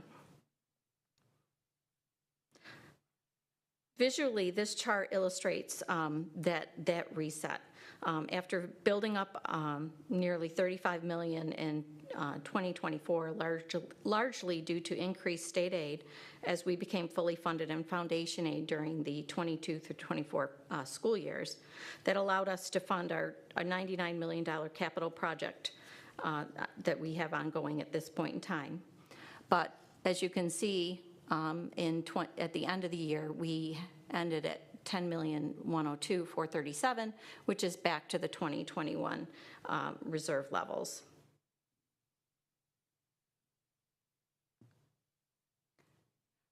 This is our reserves excluding our capital.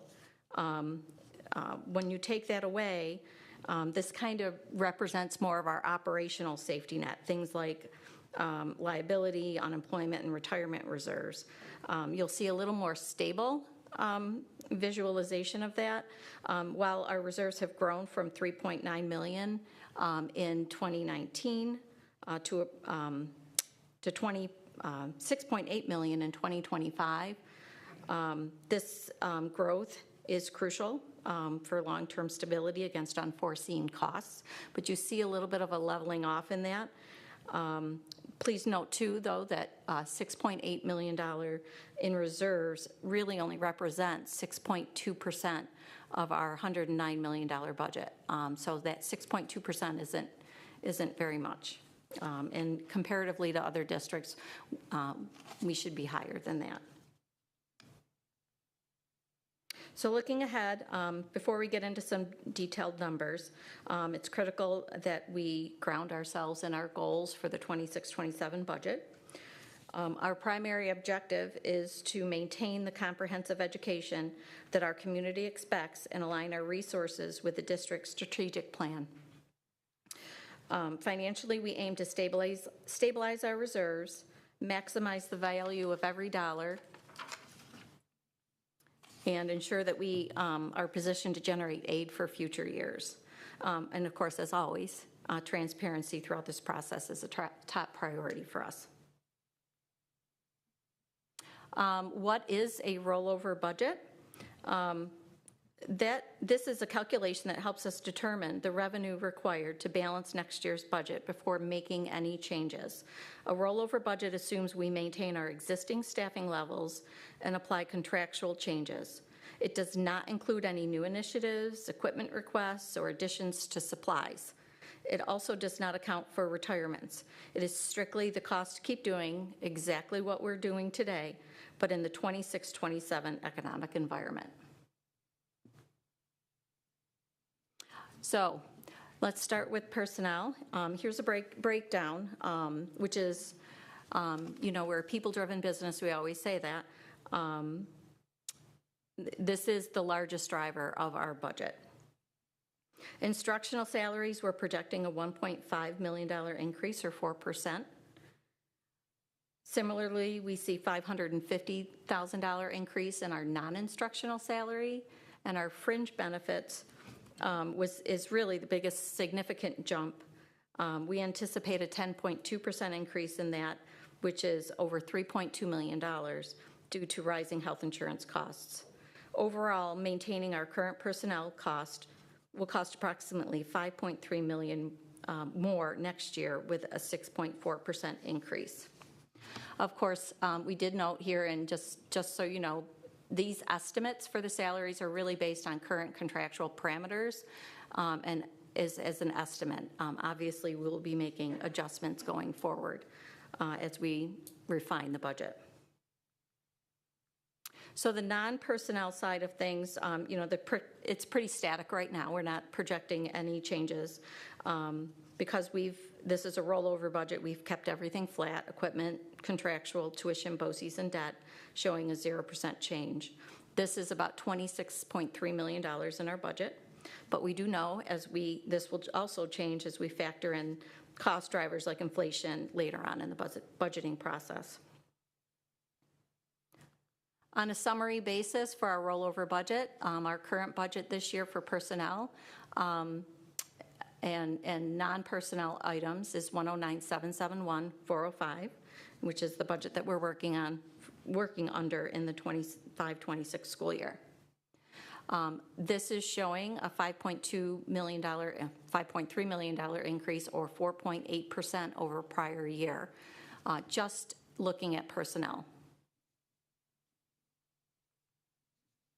Obviously, there will be other additional factors that we will have to consider moving forward. Obviously, we need to account for enrollment shifts, consumer price index, which also affects our tax cap and our purchasing power, and of course, ongoing contract negotiations and any specific programming needs identified by our educators. Next steps, where do we go from here? My office and the Assistant Superintendent for Personnel will be meeting with all departments and buildings to assess their specific needs on a personnel basis and a non-personnel basis. We'll then calculate the cost of these requests and present them to District Cabinet for review and to prioritize the requests. Once we receive revenue information for next year, we'll have a better concept of our budgetary parameters. And then over the next couple of months, we'll be meeting, the next few months, we'll be meeting 2 times a month with final budget recommendations to be adopted by the board at the April meeting. So here's our schedule ahead. In January, we're going to look at transportation, operations, security, and building budgets. February, we're taking a look at instruction and pupil services, followed by critical updates to our revenue and the tax cap. We should have more information at that time. In March, we will have a personnel update, as well as any other updated changes. In April, the board will adopt the budget, and in May, this all leads up to the budget vote and the board election. So the rollover budget is our starting line. It clarifies the challenges ahead, which includes finding efficiencies and revenue to cover the baseline increases while still providing innovative education for our students. Does anybody have any questions regarding anything that they've seen here? Christine, just for clarity, the non-personnel, so there will be increases with that just because of inflation costs, I'm assuming. With Yep, supplies. there'll be, CPI. I also anticipate we'll probably see things in especially utilities again. We had a big increase last year on that. I anticipate we'll see things like that. We'll take a deep dive. I'll be meeting with, obviously, our fiscal advisory firm to talk about, where our activity with the bonding and bans and interest for the capital project as that stuff flows on. Those things will be impacted as well. Okay. Yes, for sure. And your estimates for the personnel too, obviously there's a big asterisk there because these are estimates, but are they conservative by your estimation or? Well, so if you don't have it in front of you, but last year we were about that on both when you combined the non-instructional personnel and the personnel budgets. We are at 4.79 on the professional. I think I explained a little bit earlier that we had some shifts in personnel from a non-instructional status to instructional status in the last fiscal year, and we made that swing in the budget. So overall, between the two lines, we're about 4% in our salaries. I used that estimation for this one at this point in time. The assistant superintendent for personnel and I will be diving in specifically looking at individual and again we're in the middle of negotiations. We really don't know where that's going to land for next year. So I would rather be conservative and budget enough than not enough. Yeah, I appreciate your comments on speculative too, right? I mean, CPIs continues to move. There are other indicators as well. And then I presume with fringe benefits and other headwinds, these are all things that you're sort of revisiting. So I also appreciate your comments around the additional check-ins from a board perspective. It's really nice to have your thoughts and transparency. And, if you had a crystal ball, please pull it out. No, I'm just kidding. I will do my best. No, but thank you so much. Yeah, you're welcome. Anybody else? Thank you. Sorry. Oh, go ahead. Thank you, too, for just outlining what the ebb and the flow was of the capital reserve. And thank you just to this board, Dr. Terranova, and all the district leadership, because the buildup of that capital reserve was instrumental, and to the community for approving the capital project was instrumental in making a huge dent or a sizable dent into what that cost translated or did not translate being as large to our community. With the other reserves excluding capital slide, so the 6.8 you mentioned that's, our targeted percentage for us actually is low compared to our comparable districts. Do you have a sense for what percentage, or if that's something you can get to Dr. I can get- to us? Yep, I can get that to you, what other districts, I can get some comparatives. Regionally, depending upon what you want to do, we can go based on, budget size, other districts of similar budget size, we can go other districts with various demographics. Regionally, via the county, Wayne Finger Lakes BOCES compared to Monroe County districts. So we can get that comparison and try and come up with something that makes sense to say, where does Victor compare to their peers? Yes, no, thank you. And even realizing, well, that's not going to happen next year, but as far as so that we have a goal like we did with the capital reserves to build it to a point where then the efficacy of it is Right. You do need to look at it collectively and independently of your capital reserve. Yes. Because during that time that was flat was when you were funding and you knew you had this need for the capital project and you were building up for it. So, that's very realistic. For that time period, you were not funding your other reserves, you were funding your capital reserve. I see some of the growth, I think, that's also occurred over the last several years has been attributable to interest rates, and we're seeing those leveling off at this point in time, so I don't know that we're going to be able to rely on that growth as a factor in it to bring those up to a higher percentage. So, it will be, a challenge for the district to have those in place, to build those and have those in place. Yeah, I think also to add to that, as we know, we're trying to have a contingency. You saw the low reserves of 2018 and 2019, and when the community broke the tax cap, exceeded the tax cap, we were able to develop a system of budgeting where we get somewhere between 3.5% and 5% contingency left over every year that we could then put into the reserves. Certainly that, plus the additional state aid, allowed us to do exactly what you said, Dr. Parks, is feed the capital reserve so that we can supplement the taxpayer for the capital project. The concern is this past year, we also had that 3.5% to 4.5% contingency, but we had to use over $3 million of it to appropriate for this year's budget, which caused us to only have a much smaller amount that we could put into reserves. And that's our challenge right now with the expenses growing, is having enough money to be able to put into reserves and not appropriate for the next year's budget to fill gaps.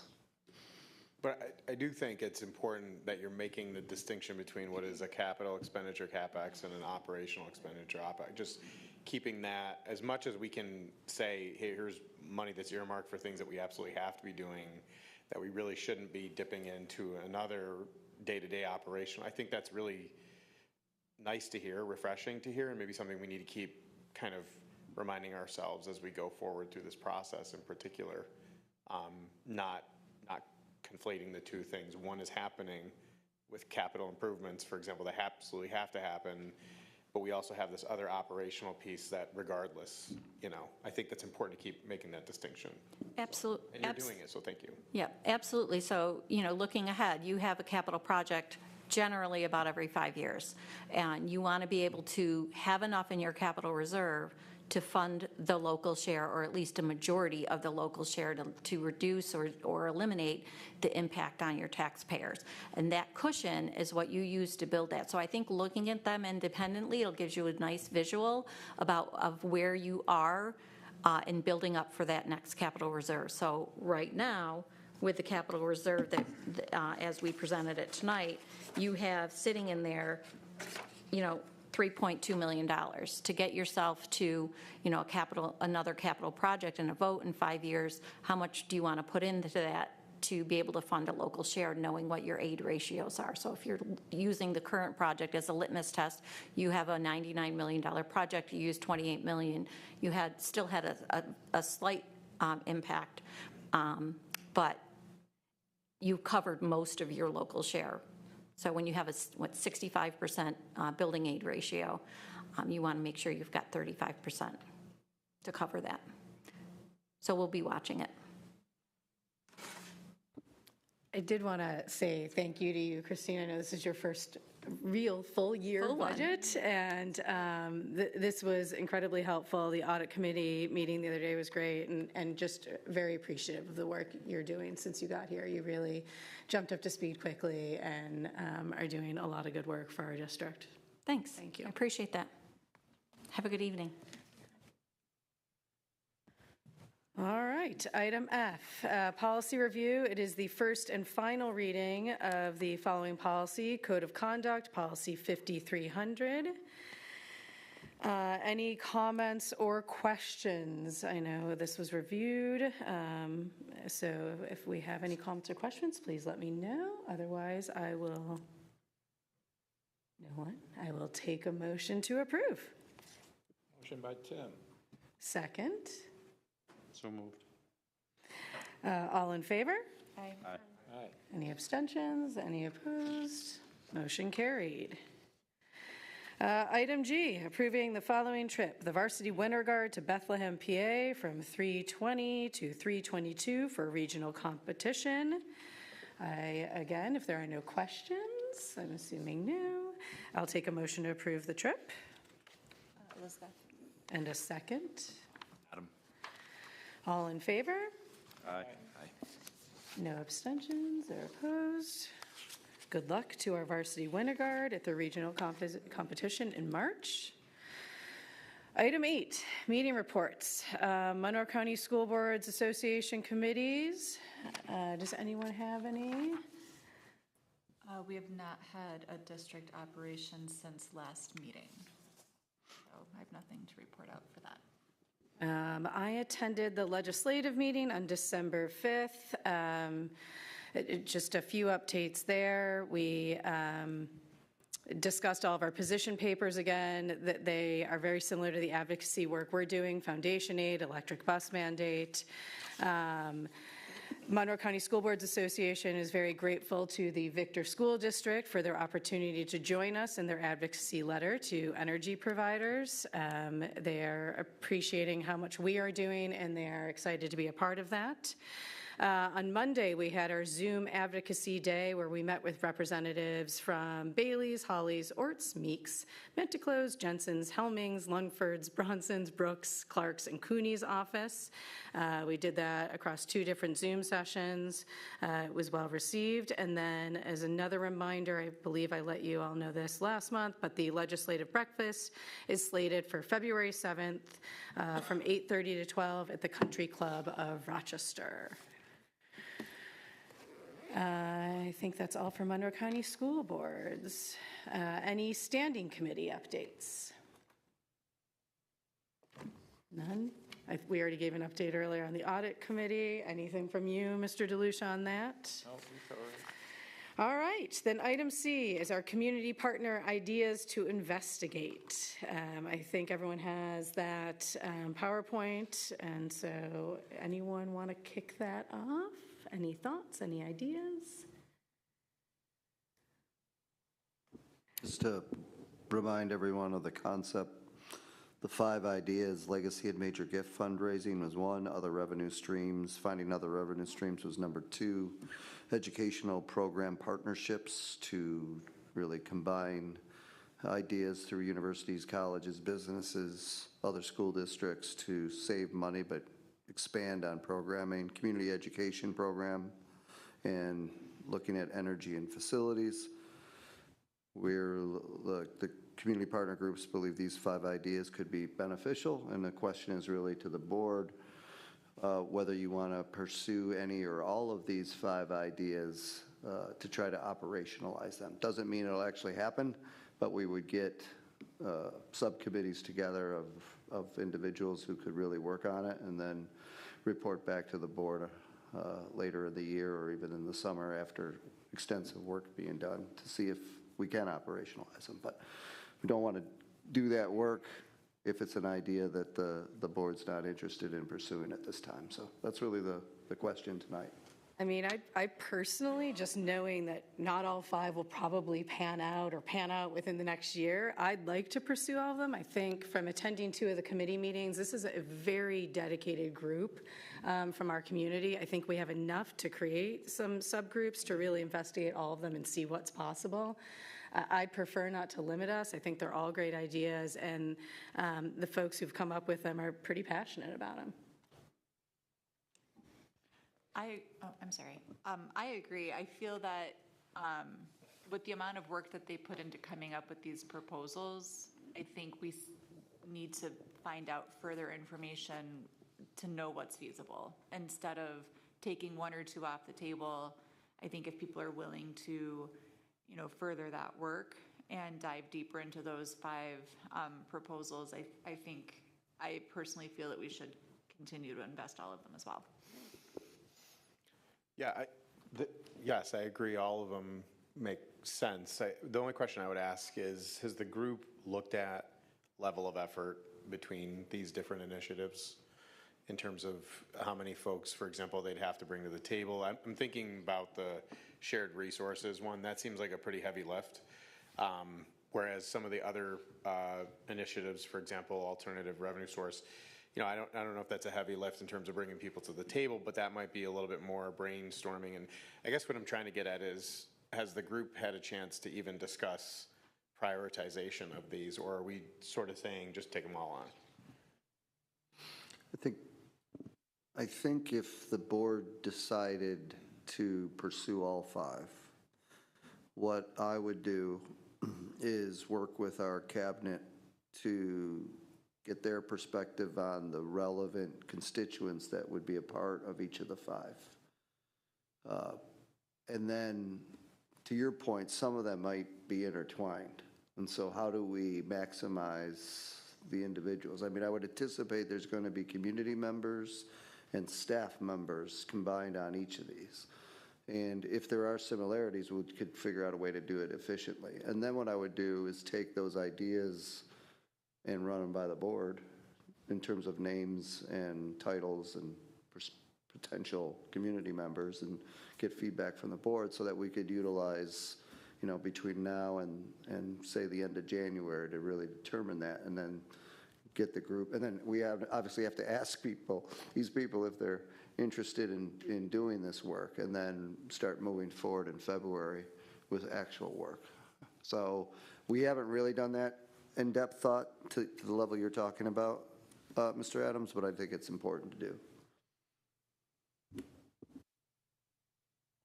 My turn? Your turn. I agree. I think we should pursue all 5.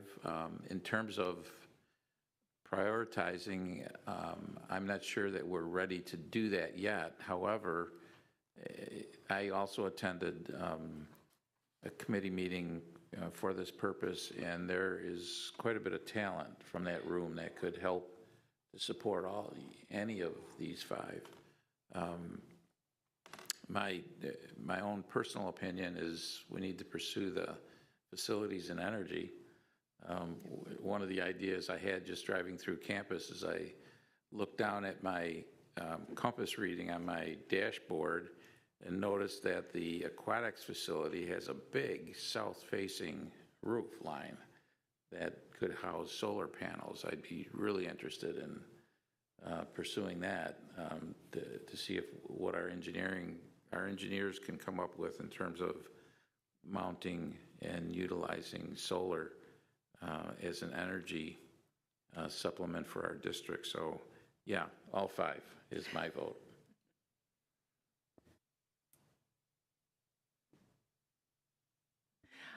I just wanted, on the first point, I think we really need to be talking with the Education Foundation and how, because it's kind of going into their mission. So whether how they're raising funds, just working with them. And then on the other end, that I don't have clarity on how the Education Foundation, like their mission as far as distributing the funds that they do, like, their grant process. So, having a better understanding of that and like how to make use of that, because I don't want us wasting time reinventing the wheel if they're already doing things like that. And, just kind of working together. So subcommittee working together. And I agree with Mr. DeLucia, the energy, especially because of the capital project going on, being mindful of it now, while we're building, seeing what can be done, and also being open-minded to newer technology that's happening. Because I know I heard for years we had the same issue, like when the pool came up, or it's like, oh, that, I had tons of parents saying, oh, that should be, we should have solar panels. And we were told that it was the way the roof was, you couldn't put solar panels on it. But that was, 6, 7 years ago. The technology in solar is different now. So, being mindful that things change, and maybe you can't just say, oh, we can't do it that way. Being, looking forward and seeing if there are other options now in 2025 that weren't here in 2020 or, whenever we, 2017 or whenever we built that. But I think just the timing of it, I'd like to kind of push that so that we're looking at it as we're doing this capital project. But yeah, doing anything and everything we can to get more funding. And I know I said it once and I'll say it again, just also not spinning our wheels like in some of the advocacy meetings. Some of the representatives said, look at things that are possible. Not, if there's something like as far as getting revenue from a private entity, if that's not constitutionally allowed, you're not going to change that. So it's like not wasting time on the things that are just, no win. We can't, there are laws against it. So doing that earlier in the process than later is good. And to your first point, Mrs. Prescott, as I think we all know, Jenna Davis is the president of the foundation. She's been a great friend of the district long before I was here, was a former board member. And her and I have just had a nice discussion about the exact point that you talked about. So we definitely want to utilize the foundation's resources. I'd say there's a strong possibility Jenna would be a part of that subgroup, very strong possibility. And then that could really help us in terms of their role in supporting a bigger effort towards legacy and major gift fundraising. Like how they grant, like understanding, how. Yeah, I was just going to say, we obviously, just looking at some of the names in the group, I am assuming that a lot of people in that group had very specific things that they put on this group of 5, and we don't want to close any doors by saying, hey, we want to sign this. So, but I want to keep momentum going with the whole thing. So I would almost kind of put it back on the group, like, hey, what do you think we could put into actionable items here? But I definitely think the legacy and major gift fundraising, if we emphasize that, just because I feel like that's probably the most straightforward and least complicated way to get things going. Maybe an emphasis on that with the option for whatever ideas that are probably cloaked in all 5 of these. Maybe like cryptocurrency or Bitcoin.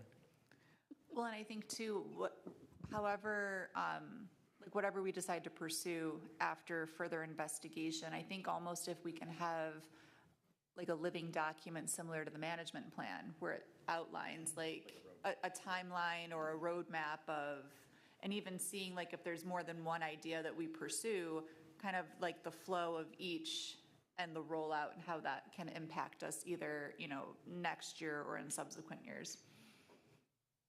That would be helpful. I would agree with that. And I do imagine, too, as we start to pursue some of these ideas, other ideas may emerge when we realize that maybe we can't do X, but we could do Y instead. So, again, I'm grateful to these community partners who've showed up for these meetings. To Adam's point, they are experts in a lot of different areas, and it's been great to have them all come together to, again, support this district. We have a great community. Anything else on the community partners that you need from us, Dr. Terranova? No, I really appreciate the leadership, and it sounds like we'll take a look at all 5 of them. And I'll be reporting back to the board around our progress. Just a few thoughts on it. Yes, I do agree. You cast a wide net. We have community members who are they are the aficionados. That's why they were selected, and we reached out to them. So thank you for putting that group together, both the board and Dr. Turnova. I think it's a few things. One, the solar energy piece, I think, is excellent. In fact, I do believe that was mentioned in our presentation last month when they did a deeper dive on it. With speaking to that too, and I don't know what the latest status of it is, but green roof technology too would also be a potential thing. And I know that there are universities, I know Columbia used to be one of them, that districts can partner with to potentially link the schools to also research-based stuff. I look at it as it's almost, to your point, where we would be keeping track. It's almost like curriculum mapping in the educational setting of how each one of those is going. And I look at how we would form it potentially, and I might be getting too far down the road, but it's the Board of Education tasking you, the superintendent, to go back to that community partner group, divide and conquer with also the recommendations of your cabinet, leadership cabinet, as far as how that gets divided and conquered. And then with the community partners, to your point, Mr. Snyder, as far as there are certain people who had passion about certain ideas and expertise in those regards, and spot on with the Educational Foundation. That's going to be a linchpin to seeing legally what we can do. You're going to then potentially populate those as almost subcommittees of those 5 strands of interest and revenue generating, where we may be reaching out further to more community partners, because I also know that when we came up with names and suggestions, we put that group together. There were some who expressed, well, I can give you a limited amount. I just can't do the deeper dive right now. This might be, strike while the iron is hot. This might be the perfect timing to go back to some of those who weren't able to be as involved, to be involved in the smaller committee work, which is equally important across 5 thresholds, if that all makes sense. And it may come up with even additional ideas where then, okay, the idea is it has to change, so we have an idea pivot, and it brings us down another road. And I think the more community members that we can engage, and I'd love to see the students as well, because they're experts in a lot of things. Yeah. And I didn't want to add too much scope, but I agree with you that there might be an opportunity here to engage our students in the process as well. And it's also student leadership development, just like our 2 fellow board members. It's a great opportunity for them, and I think it's a great opportunity for the community to hear what the voices of our students are. And this pretty much, let's put together the framework or the boilerplate that the rest of the United States should be doing as far as looking at how to manage their Completely agree. revenues. I think That's a long answer. Yeah, no, we definitely need the community partners to be involved and potentially expand on them. And you're right, we had a ton of people that you recommended, and then many would have loved to do it, but they're just too busy, or had at that point just weren't able to do it. But I think some of them might be tapped to do some of the subcommittee work. So, and we'd love to have students involved. You learn a ton from them. All right, thank you. So our community partners group now has a big charge, right? Okay, item number 9, upcoming events. We have our next board meeting on January 13th right here in the boardroom. And then, as Christine noted, our first budget workshop will be on January 29th at 5:30, also in the boardroom. If there is nothing else, I will take a motion to adjourn. I'm sorry, President Costello, Brian, can I jump back to the community partners? Yep. Is it also, I think, you think about the students, I think we could reach out, as long as there's no legal reason why we can't, to include the faculty They're already there. and the staff. No, I mean, and further reach out even more to include more of them, because, I mean, there's boots on the ground right there. Yes, So then definitely. you've got the 2 most important voices as far as within this campus are our faculty and our students. Definitely. I think it would be a combination of, like we said, community members, staff and faculty, and potentially students too. Okay, that we could add to that list. Yes. Okay. I would assume more staff who have, knowledge of some of these 5 areas that may not have been involved in those first are going to want to be helpful in that. So, yeah. Yes. Brian. Oh, yeah, motion. Oh, okay. So Brian was ready to adjourn. I'll take a second. Elizabeth? All in favor? Aye. I assume there's no abstentions or opposition to adjourning. Okay, everyone, thank you for sticking it out for the December board meeting. We appreciate it. Have a happy holiday season.